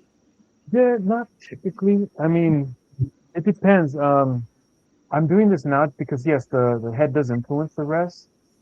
Um, but when you say when I start a character, when I start designing a character, it depends. So sometimes, yeah, I could start with just the head and then think about the body. Other times, I think about the body, Right. um, and then the head. So in this case, I kind of thought about the body first, and Okay. then yeah, then I'm kind of going into the head to kind of see if there's any shapes or any rhythms that I can pull from that. Okay. And of course, I'm gonna have my own tendencies of things that I like. And so that's gonna naturally influence my decisions. Right. Um, which is kind of what's happening right now. It's just like whatever I have that's more muscle memory based. Okay.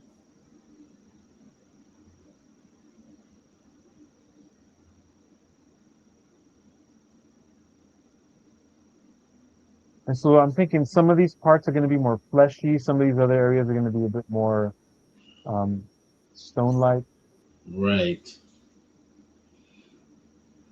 almost like a lizard. When you see lizards, they have these really soft bellies, Right. and then they could have literally armor on their back. It's like if a lion wants to kill an alligator, they got to get it on his back so he can get the soft belly. Oh, what was that?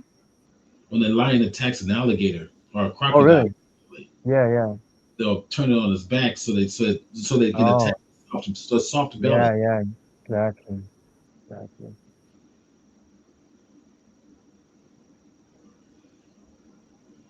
So these rock shapes I'm thinking of, like over here, I had, some of these monolith kind of things, like thinking of how things kind of break up a little bit. So seeing if I can bring some of that feeling into it. Um, and this is really cool. You have to incorporate some of this.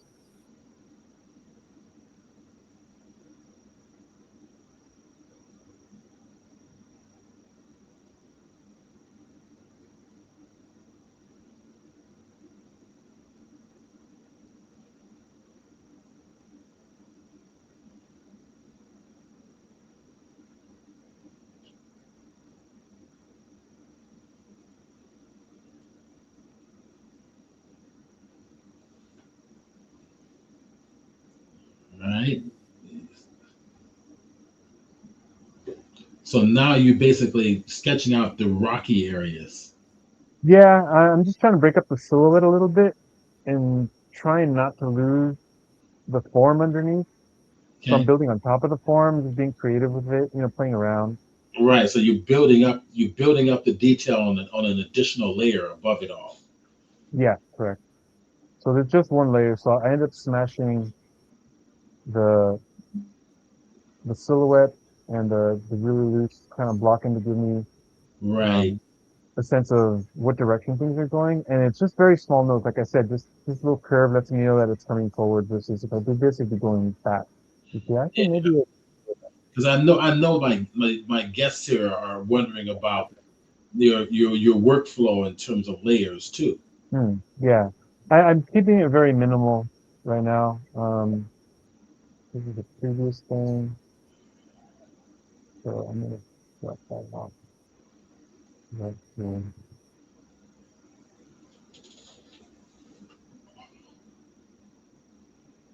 Yeah, so it's just two layers right now. And so the line drawing is going to carry a lot of the weight.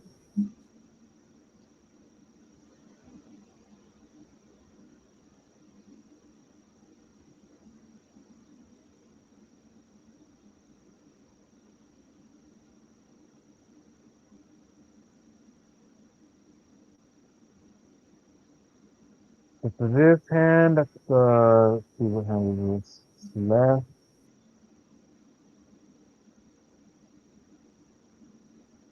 Trying to look at my own hand here for reference for these knuckles.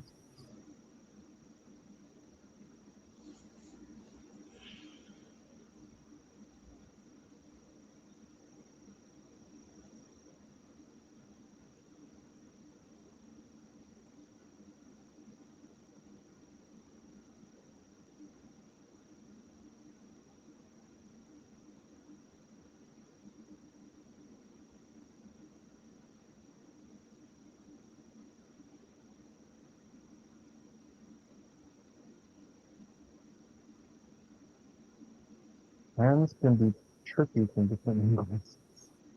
Yes. So it's just trying to find the simple forms underneath.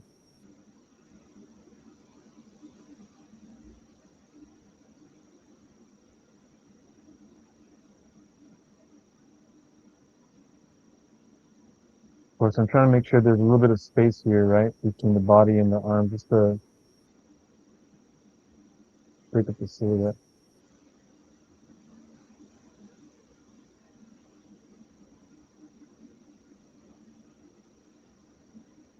And so I have a feeling that I'm gonna have to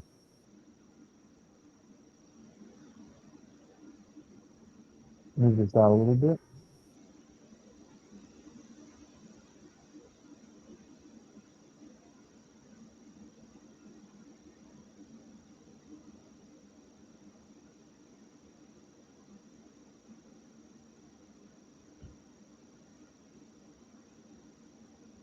Perfect.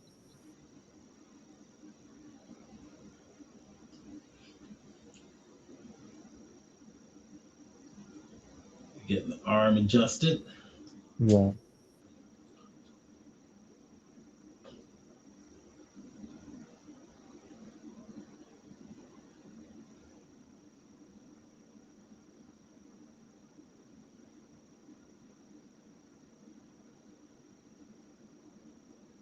So I use darker color mode right now because this layer here is on its own. So that way, if I go over the black line, it doesn't get rid of the black line when I'm coloring something.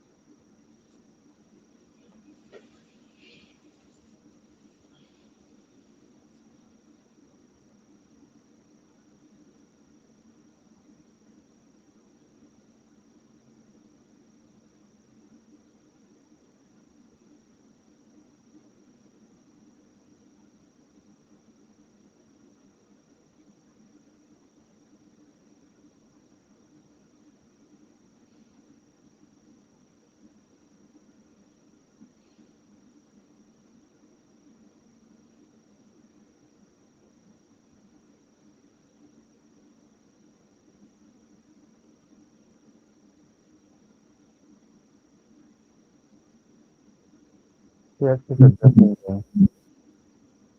really good too.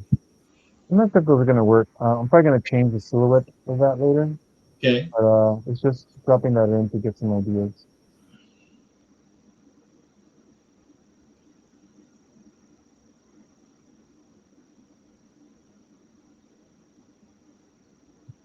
That,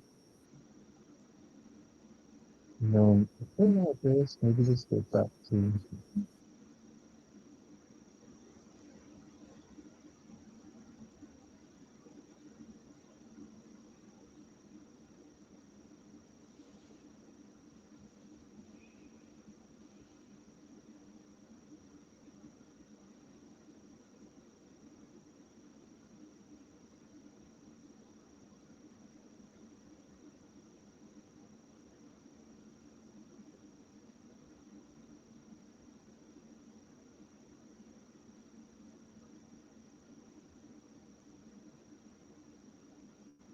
so this weapon here. I'm kind of styling it off of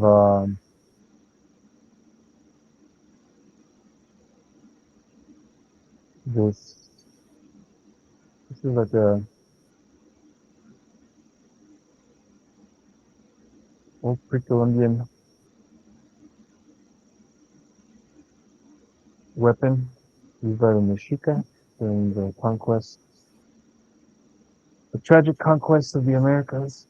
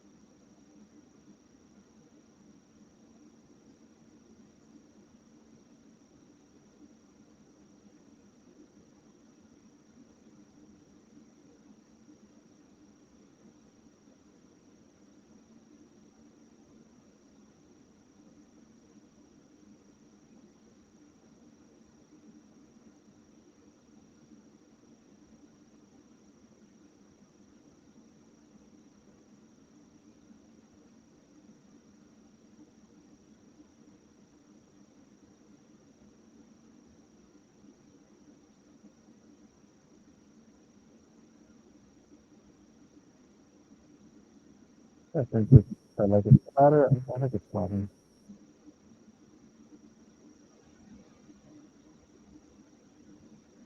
So,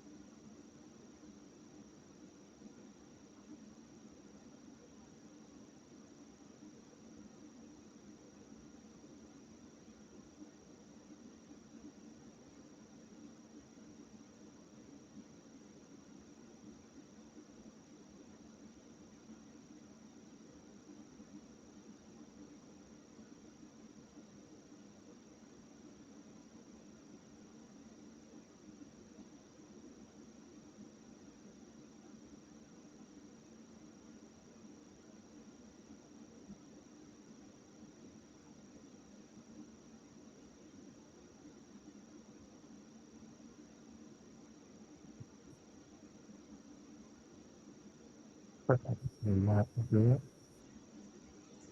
Huh. Nice. So what color do you want to add to them? We'll see.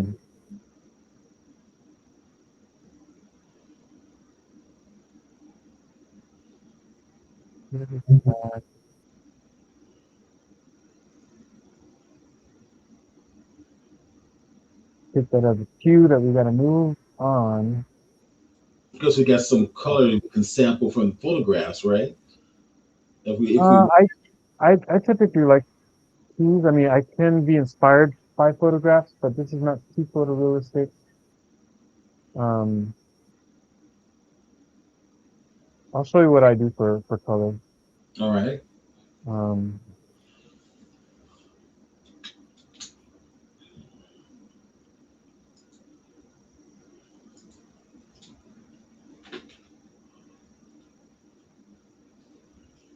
filling in some of these gaps here.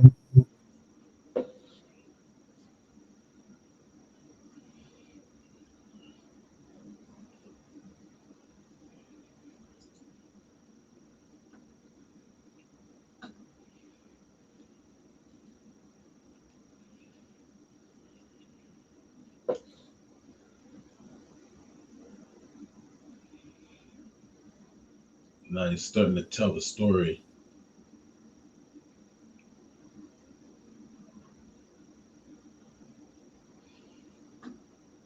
I like how that horn has some emphasis here, so I don't want to draw too much attention away from it.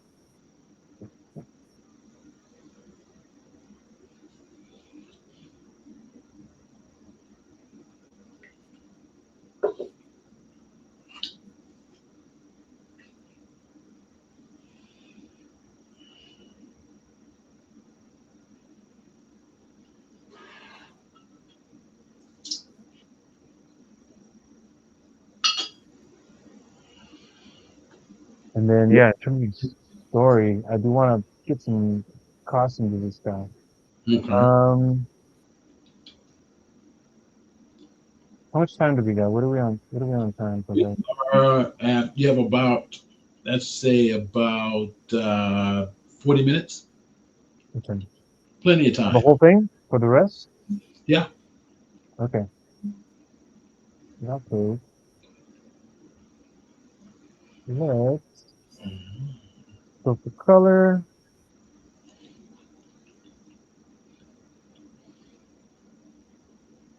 Using the colorize tool. And I typically like to find, I go by color hue saturation. So I go by the color, so I squint my eyes. I'm like, that's too red, that's too yellow. I want something that's kind of earthy. And then I'll bring the saturation down, way down, and then start bringing it up a little bit until I find something that feels good. I want it dark, I want it light,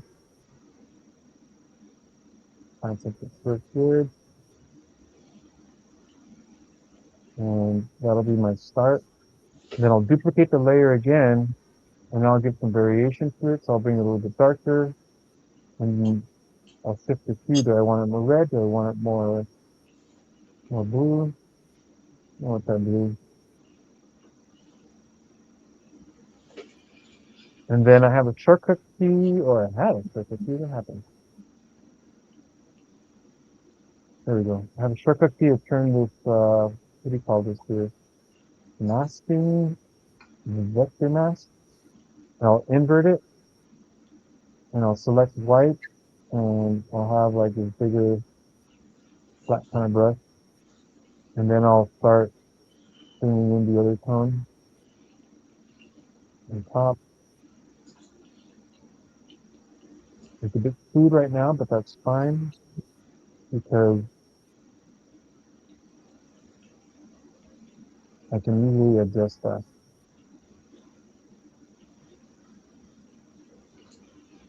And I go back to this layer, and now I can either cut the opacity a little bit. That gives me something.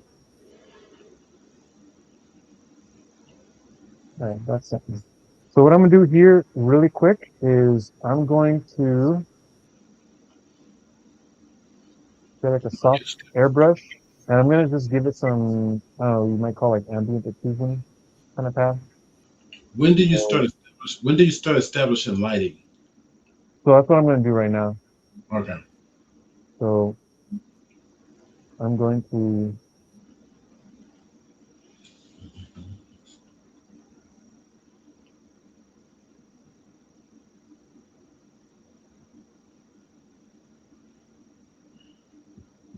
do that for And just use like a multiply layer. Did I multiply? That.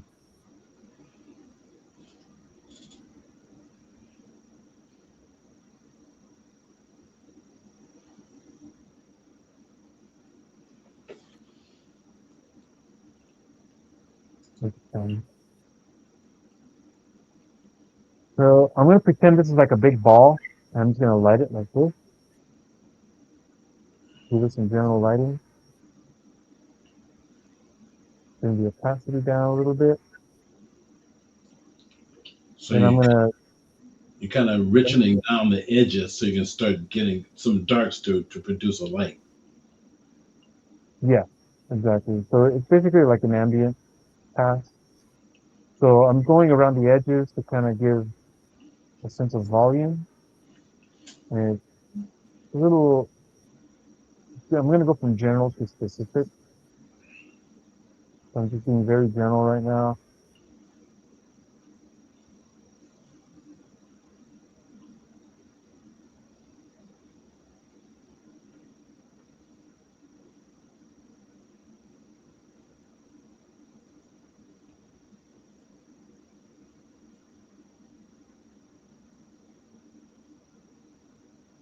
Knock that down. And this was a bit premature, I think. So I'm gonna go here. So you're applying And your shadowing on a separate layer as well. yeah.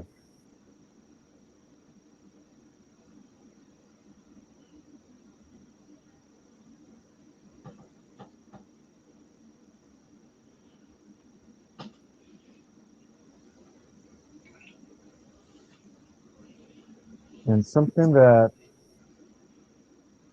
I like to do here is this is called shadow map. Let me see. What's that?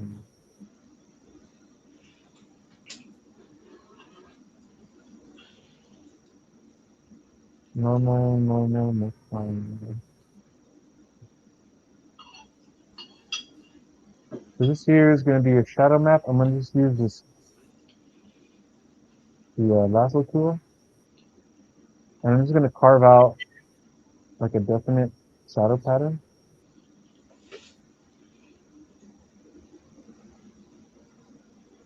Actually, let me show you a different way of doing this.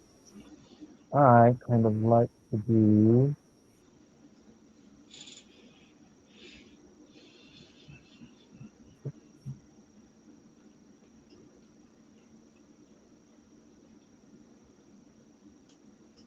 everything. So that's one. I'm going to duplicate this layer. I'm going to use curve to darken this. Just going to drop that down. I'm going to create the mask. And now with the mask, I can just start carving out my So highlight. character.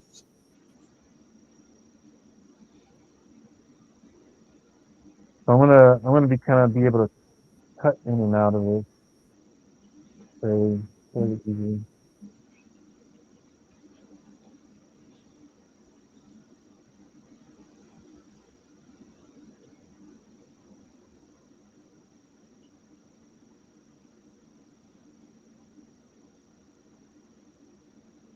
All right, adding the shading in there. Nice, Hmm. strong. Blocking out shading. Hmm. And by hitting the X key, I can cut out the shadow. So if there's parts that I want to preserve, I can just go back and forth between that.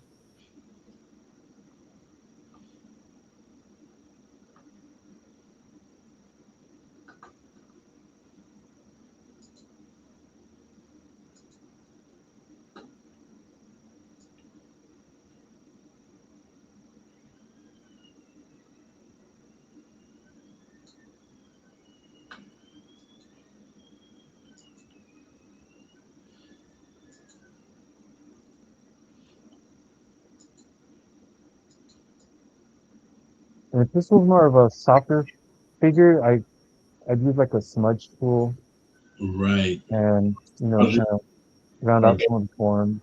or Gaussian blur. Oh, I just use like a smudge brush, and wherever there's a form that's like softer, I can like turn it a little bit. Makes it look a little fleshier. But then this guy is more stone type of leathery, so the sharper edges kind of feel down a little bit more.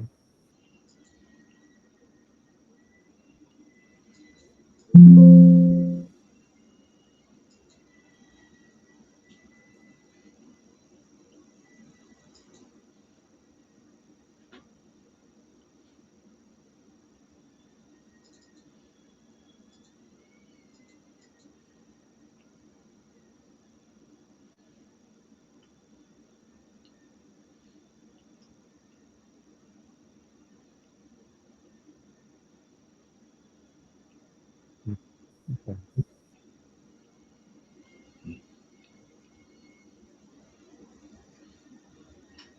I'm gonna put this onto a multiply layer, and then I'm gonna change its color. So if I were to look at its colors here, I'm gonna try purple first. See what that does. Hmm. Very cool. And then I'll kind of shift it around. See, do I like a warmer tone or a cooler tone?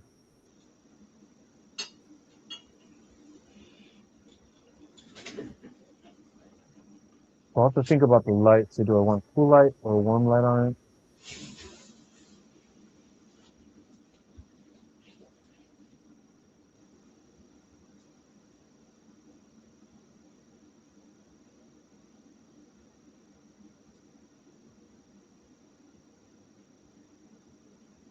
Or something like that.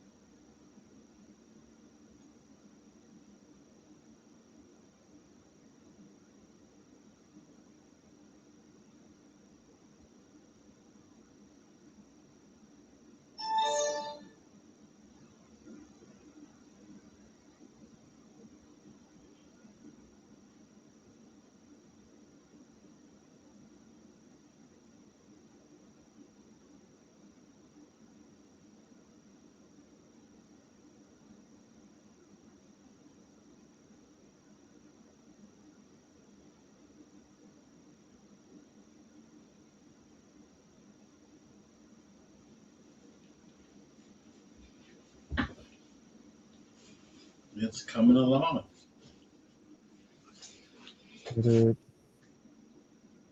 I had a shortcut. It didn't transfer over. Is a fade tool? Yeah. With a fade tool, I have it as Control F. Whatever you did last, you can kind of like fade it in. So I use the brush, kind of get rid of some of the sketchy line underneath. So I can kind of bring it back in a little bit.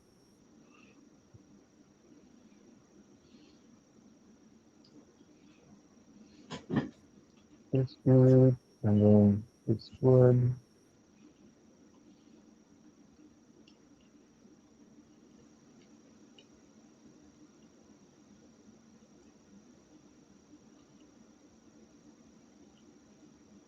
All right. So since we don't have much time, I'm just gonna focus on the face a little bit, and then see what's the time? Oh my God. We going to a win? When do we close this off? Did you ask a question? Yeah.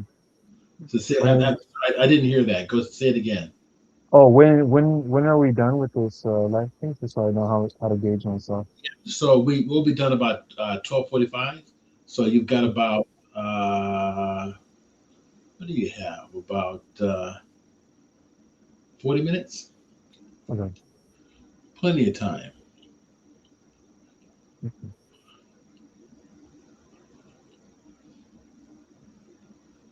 That way you can judge how fast you need to go. Yeah.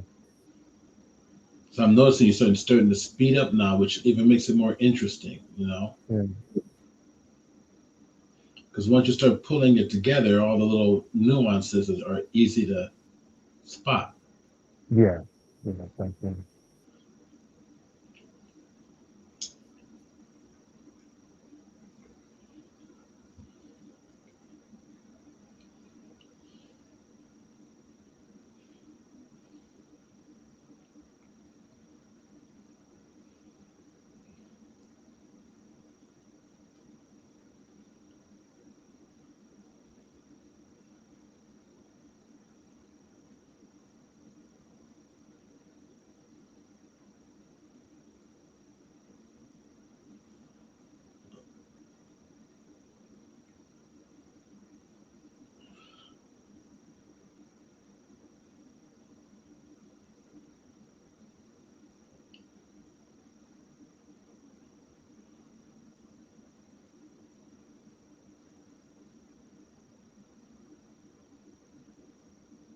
Thank you. This guy knows that.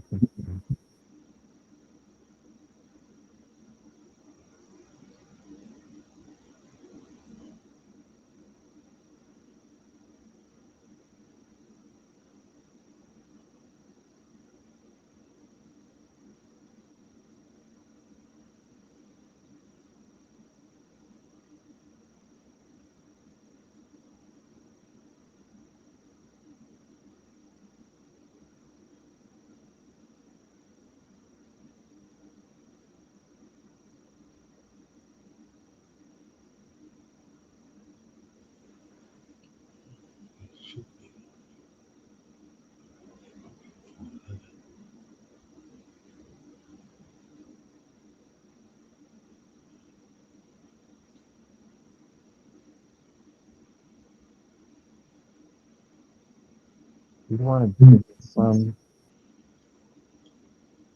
sensitivity, right? I'm gonna give this guy.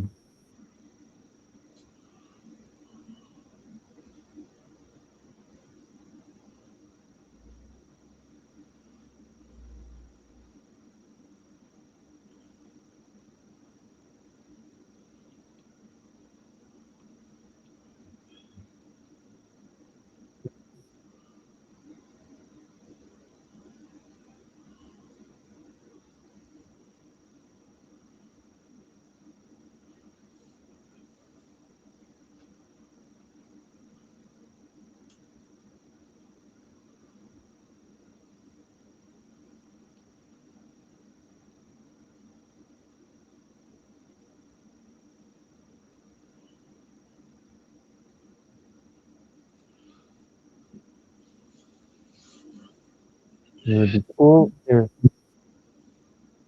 I'm gonna take these chachayotes that these the native guys have, and I'm gonna give this guy some skulls here.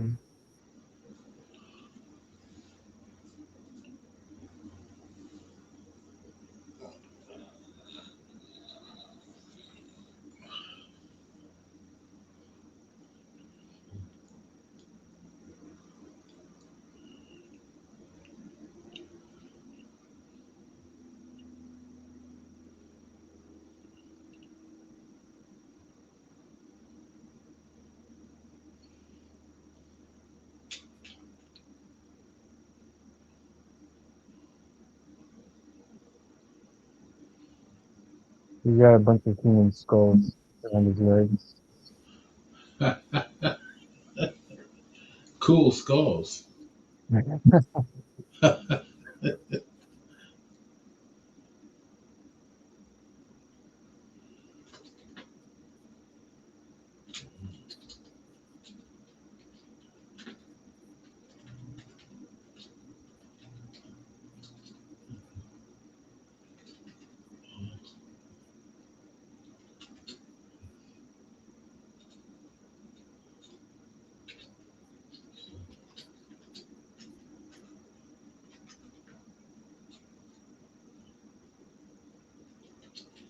Yeah.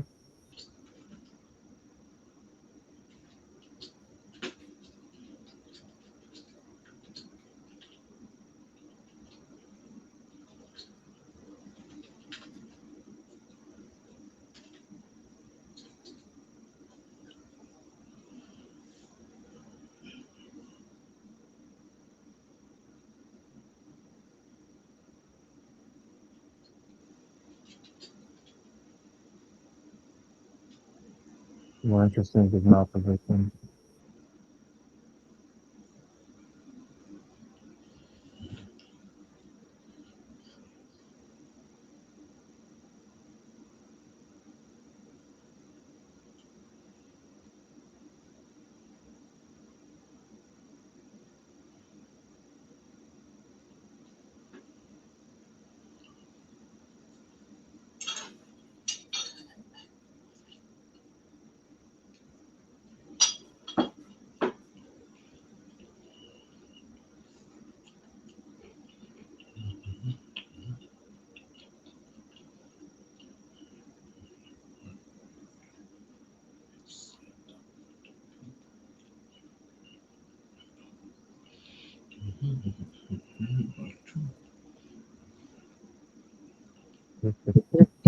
I'm gonna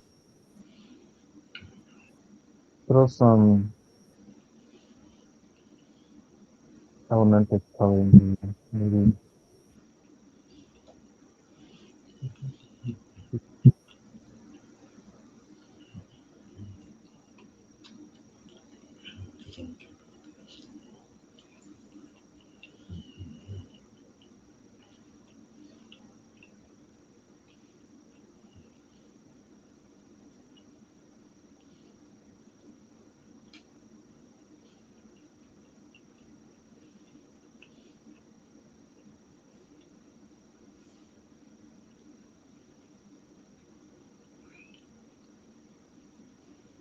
Yep, we got 30 minutes left.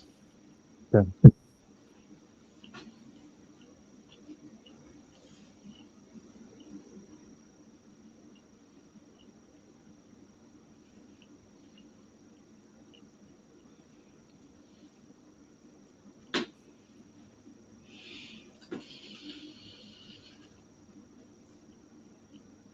I'm gonna try this blue color.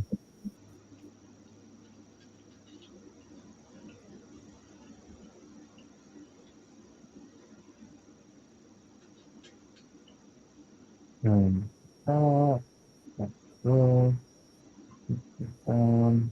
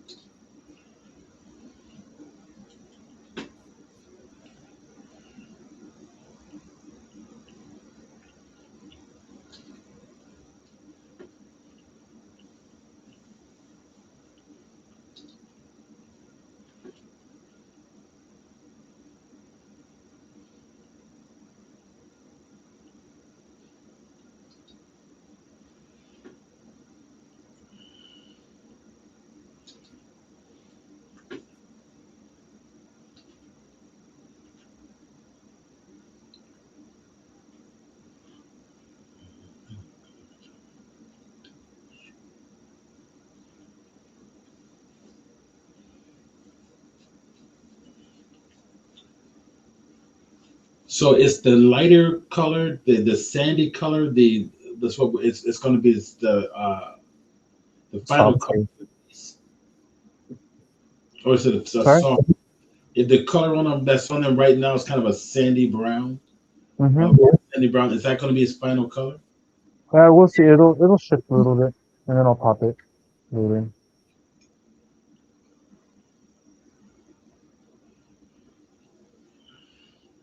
Let's see if there's some way to introduce.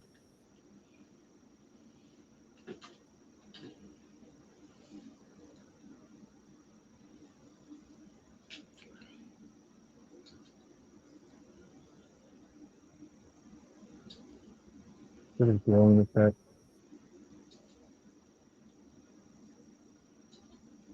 I don't know.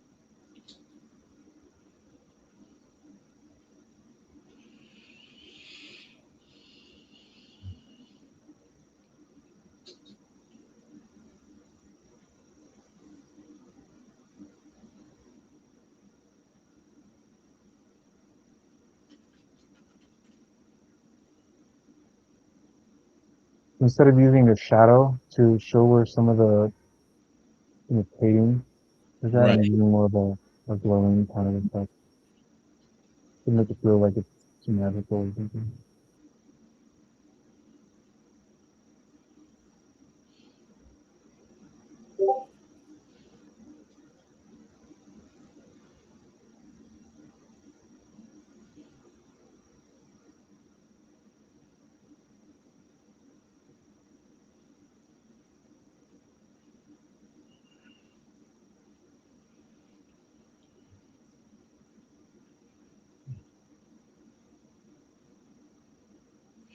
And Paulo, where do you live right now?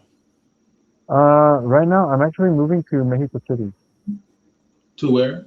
Mexico, Mexico Mexico City. City? Oh, wow. Okay. Mhm. But I'm originally from Ventura, Ventura County. Your current Ventura County. So Yeah. why are you moving to Mexico City? Well, I'm making a lot of different connections with animation studios. So I'm looking to network with studios from Mexico, from Buenos Aires, Brazil. So I'm going to be traveling to all these different countries. Um, yeah, and just That's making an stuff happen. that's an awesome experience, man. Yeah, yeah, fun. Incredible Then experience, and getting the network with artists that have a variety of insights and different approaches to the same craft. yeah, exactly. Different industries as well. Just being able to work, you know, on a global platform is something that's very unique to our times.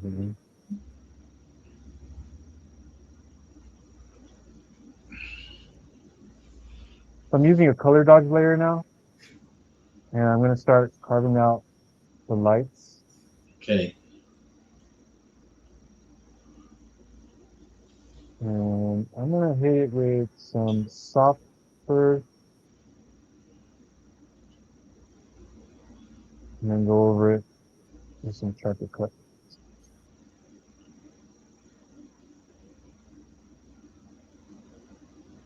So what brush are you using?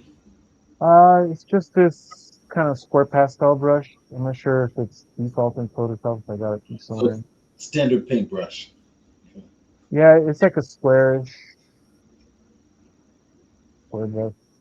So you're working abstractly. Yeah, I'm kind of thinking of where the light's coming from and imagining like this is a sphere, like this is a ball. I'm just thinking of where the light's coming from and going really bold, and then I'll cut away with the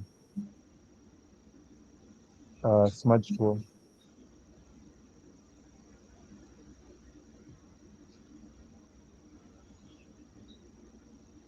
So this is actually a lot how I paint with oils, oil painting. Like you can go in pretty heavy-handed in some areas, and then just go in there and mechanically modify the paint so it blends into the other area. And then you can do it several times until you get the design. But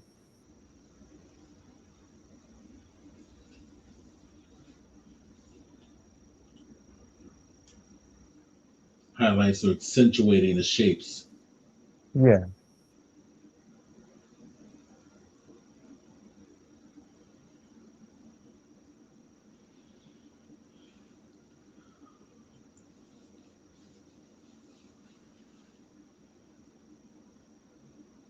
I mean this is one way of doing it. Another way I like to do it. I'll show you right now.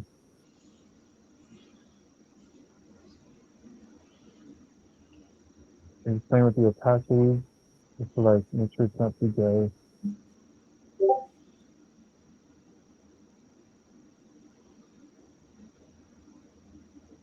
And I'm going to go ahead and be a little bit destructive here, which I like to do. So typically what I do is I'll save something as a different version,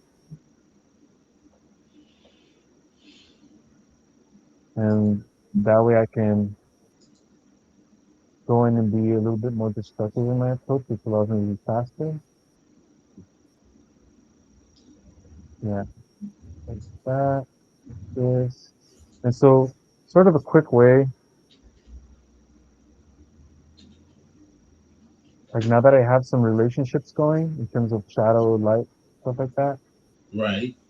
an easy way for me to just get some rendering done is I'll just duplicate the layer, Command J, go into curve, and then, brighten it up a little bit. And then do the layer mask, invert the mask, and then I can carve in here. So instead of using the color dodge, I can use this and it'll keep the relationships of the colors. So it's not just throwing one flat color on top of everything. Now you're getting a little bit more nuance, Right. variations between the values. And if I want to get a little bit more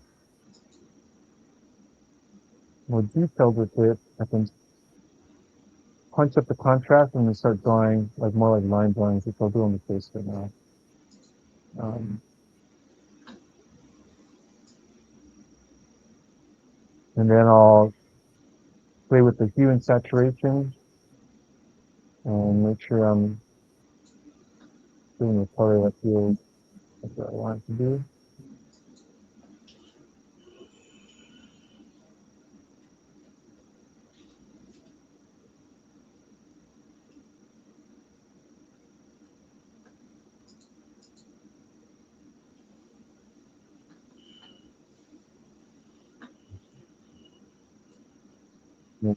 Toggle between just to see what difference that makes. It's like slowly building up the form. I can do that again, crank it up a little bit higher, invert it.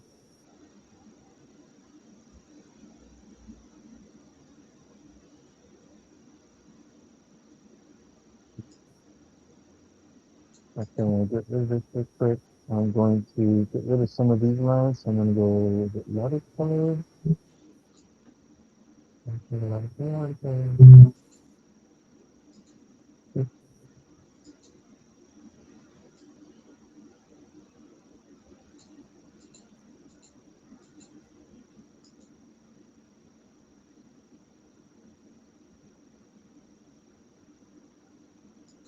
Okay.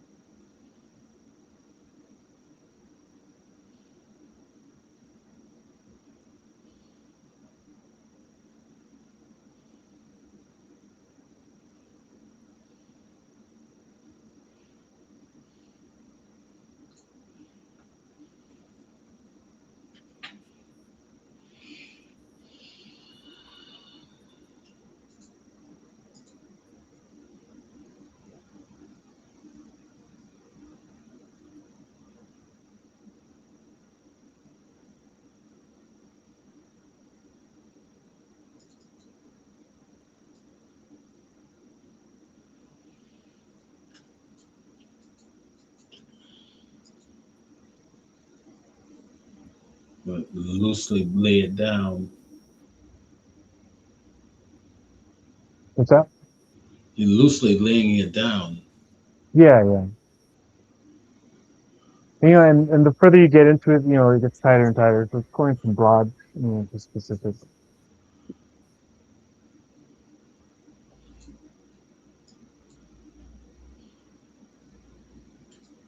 I'm just going to get that layer right on top of this.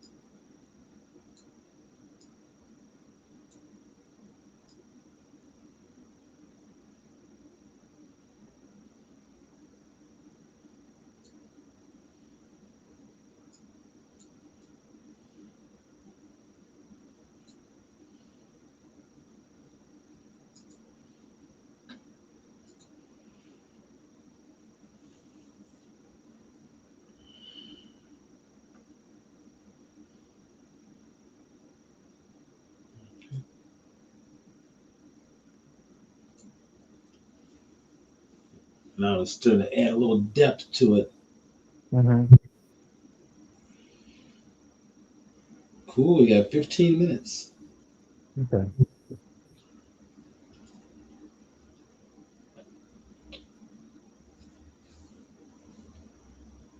And of course, we want to make his eyes glow. Mm-hmm.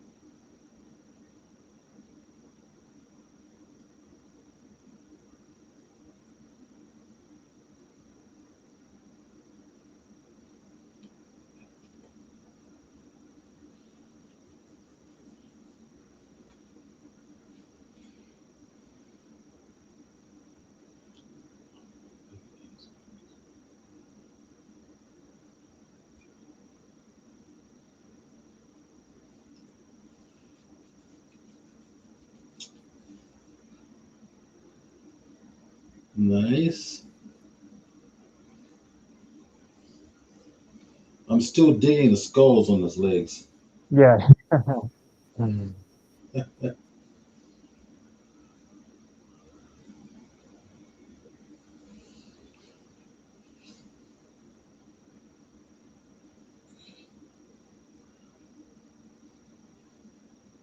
So is the hatchet made of dinosaur teeth? Yeah, right. And dragon teeth. Dragon teeth.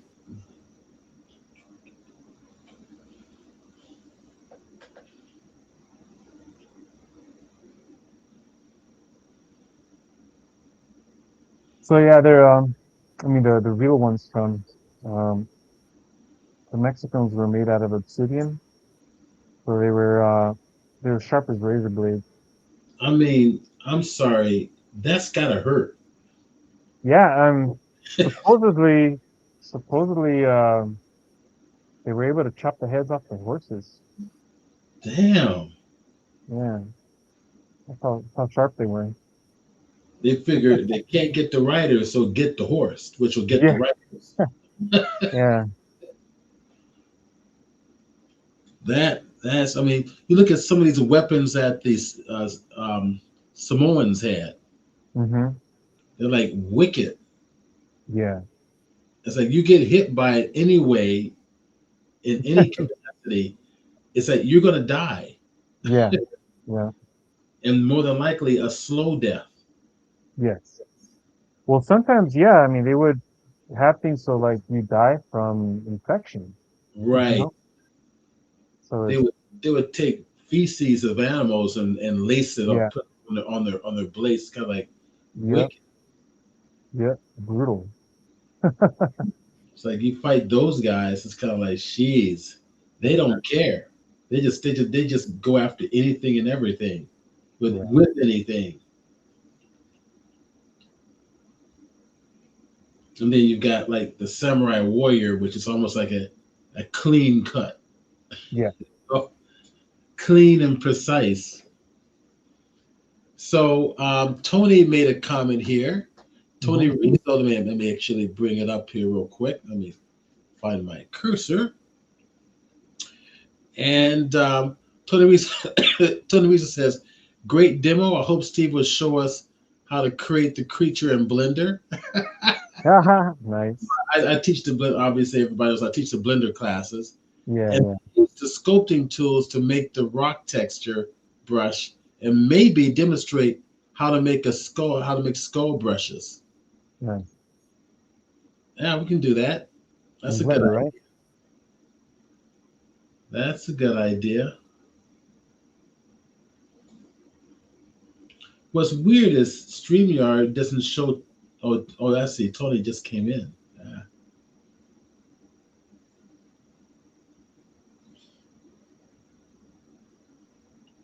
Now there's all this AI in 3D, right? We can take that character and bring it into a AI that will generate a 3D That's character. true. That's true. Absolutely.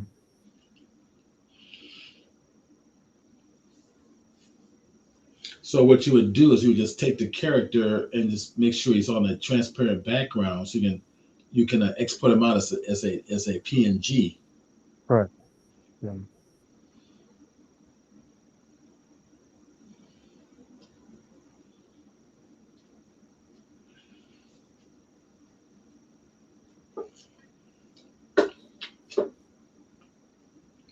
So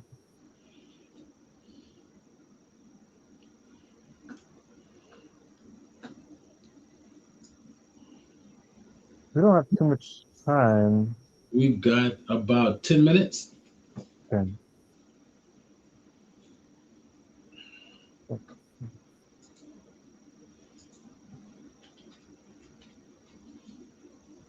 typically, what you do when you just press the time, just pump some contrast in some areas.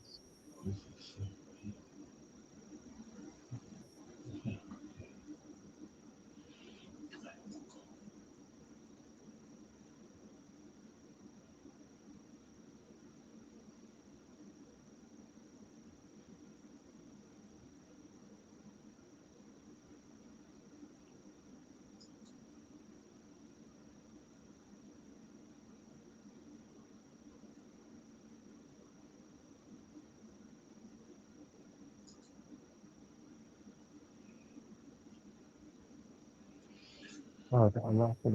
Along good.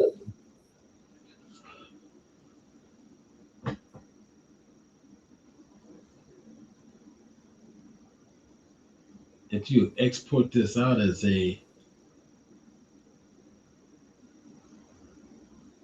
as you give me two exports out of this, I like to try this in an AI 3D program. Oh yeah. Um, one of the character and one of the blade that's in his hand. So Hmm. separate the blade from his hand, put Right. that on a separate layer, and then export them out each individually as 3D as PNGs. Right. Doesn't this version of Photoshop have something like that? Like what 3D? Just like the AI stuff too. You're saying this stuff's built in. Like I said, this is my first time using Yeah, but I'm Microsoft going to Studio. bring that to triple 3D, which actually is designed Oh specifically yeah, that's triple. to create 3D content. Right. Exactly. Yeah, yes, Photoshop has AI built into it, but not for 3D. Adobe has made a decision not to include 3D within its software for Photoshop. Really? They took it out. Really? I didn't know that. Yeah, because I remember there was a 3D options available. But I know that they bought out Substance Painter, correct Substance. right? And they refuse to integrate it with the rest of their suite. Really?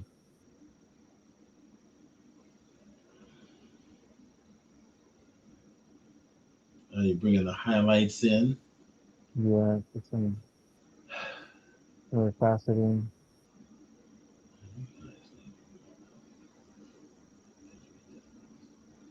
Yeah, it's starting to show some depth in there. Make the eyes glow.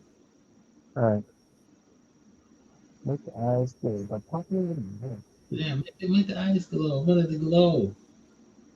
It's gonna be an energy dinosaur, energy creature.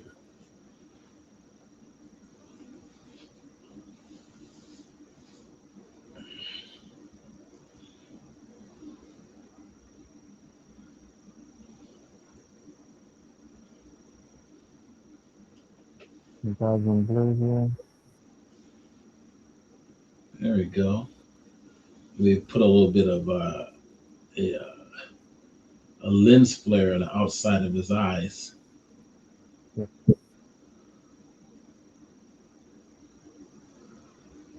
that'd be it.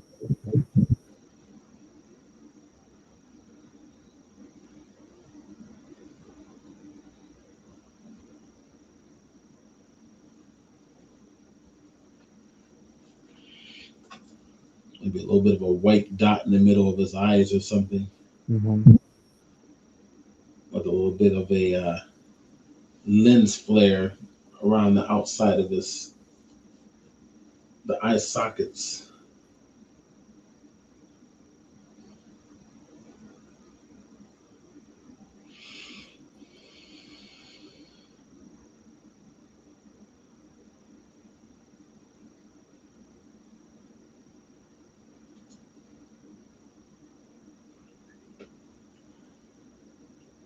Cool.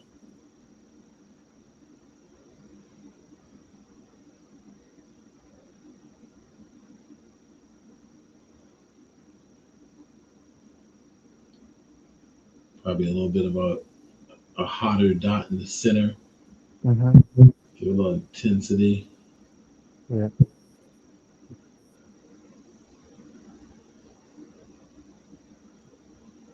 Nice.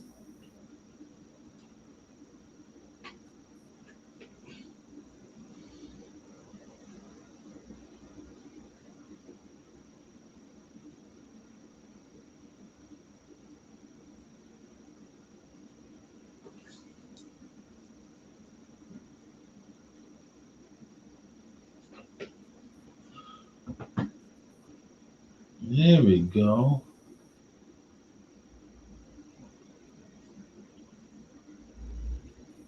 Now we need just one big hot flare around it, Give me like a flare, like a. like a giant circle around, like on a separate layer on top. Maybe make it a um, what blend mode we have in Photoshop? Not Screen, but the other one, the What dodge? color dodge. It's like a separate layer on top of everything, and hit it with a big wide circle. That's a color dodge. See if it'll.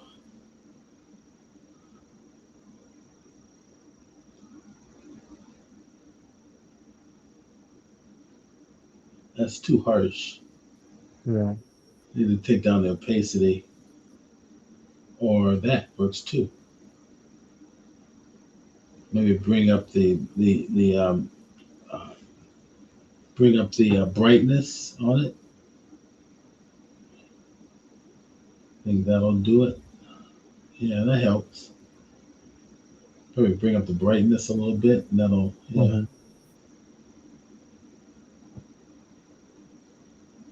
Oh, that's cool. You use your warp tool much? Yeah. So, Awesome. Yeah, that's great. Now he's got eyes, glowing eyes. yeah. So typically, would I do this before presenting any of this? I'd clean up the silhouette, kind of go over it with like a cleaner line. Okay. So I'd probably end up with that.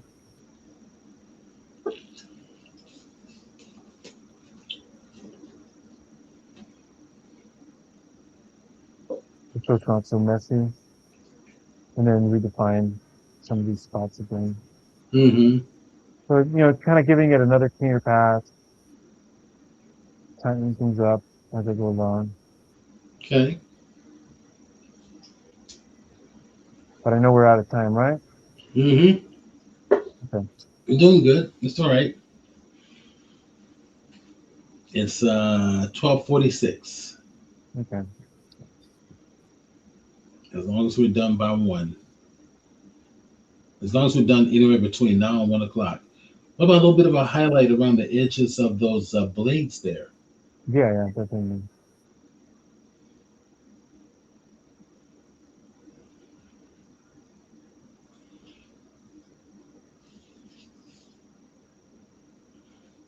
And plus, those blades are like, I mean, you see these weapons with all these bladed shapes on them, like swords. Hmm. It's kind of impractical because they get stuck in a human body once they get embedded in. Then it's hard to get it out. Hmm.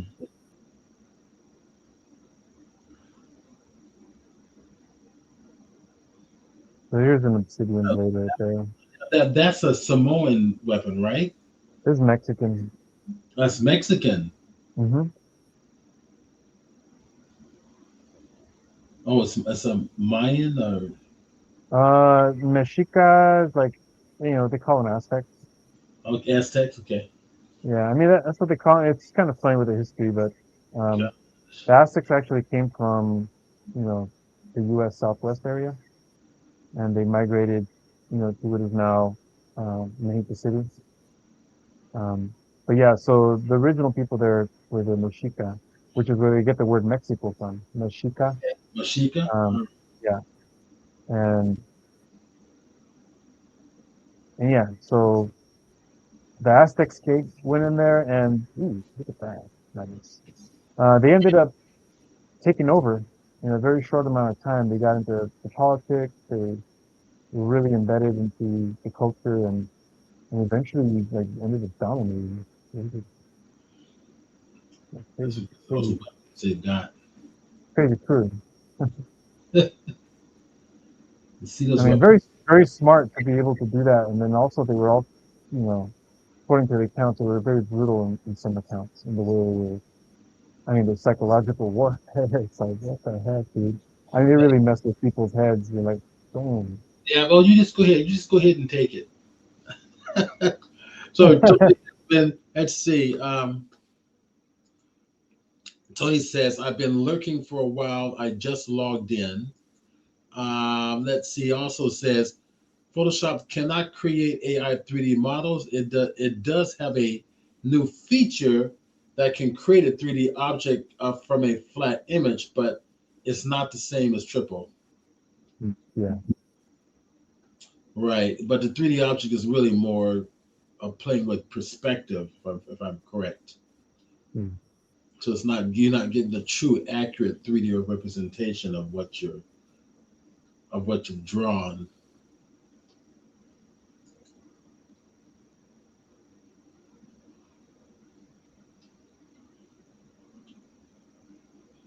Okay. Nice.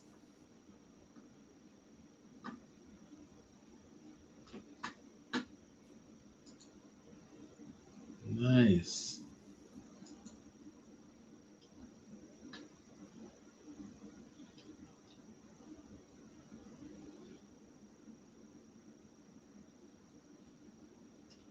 And what's really nice about this too is you can actually go get some rock textures Hmm. and blend it in with it. Yeah, correct. Yeah, do you have time to do something like that real fast? Yeah, let's see. I can actually grab stuff from here. Where's my rock texture You thing? got There we go. do a rock Well, texture. I can't even grab this. Pop it in there.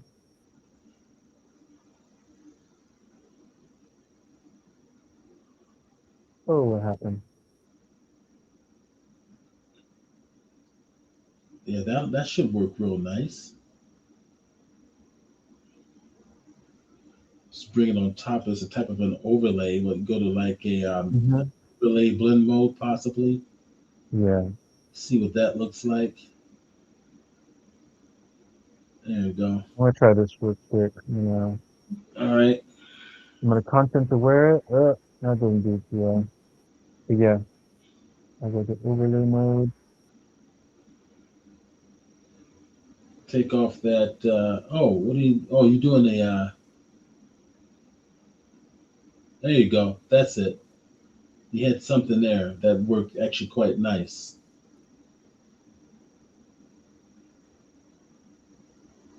Something. Yeah, that could.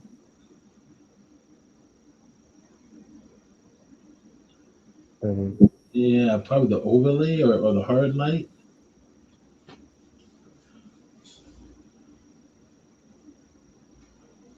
and then give it a black filled layer mask and just paint it in. Yeah, this is good too. This Yeah. work tool kind of works nice. I'm using the content aware function just to select some areas Okay. to expand the text count here. So what's your procedure here? What are you doing? I'm making so this is what you're seeing. I'm making a selection. I'm hitting Shift Delete, and then you can choose what for it to do. And then I have content aware, and I just hit OK. Good. And then I'm like, So keep it down. you are pasting it in there with shift V, with let's see, you said shift V? Shift Delete. Oh, Backspace. oh shift delete. Backspace. Shift backspace. Yeah. Got it. Um, I'm not sure my shortcut key is not working, but layer should be click now. Yeah, explain to your guests what shift delete is. So Shift Delete is just fill. It's going fill content aware. So it's under edit fill, and then you Right. can choose foreground color, whatever you want. But Right. Alt delete is filled with the foreground color. Controller command delete is filled with the background color. Shift delete is filled with content correct. aware. Yeah, and so I'm just making a selection and then hitting fill content aware. Um, and then I'm gonna create a mask for it, and then I can either invert it and then bring it in. Do that. And just bring it in wherever I want that rock texture. Wherever you want it. Probably another texture with a lot more pronounced, Mm-hmm. you know, um, cracks in it might work nicer, but that works too. Yeah, yeah. It's just quick and dirty.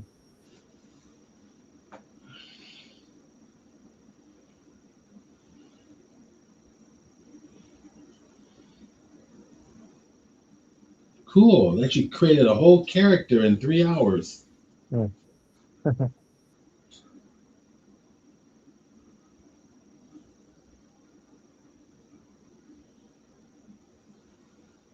Yeah, email me a PNG of this and the weapon, and I'll Okay. do a 3D character from Triple and send it to you. Right.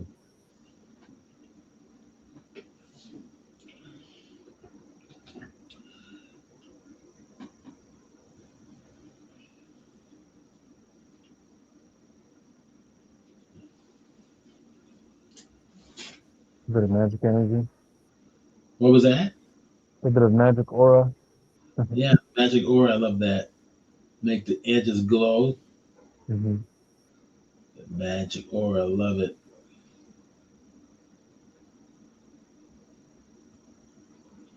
Well, thanks, Steve, for bringing me on, and yeah, it was a pleasure meeting you over at WonderCon, and Great.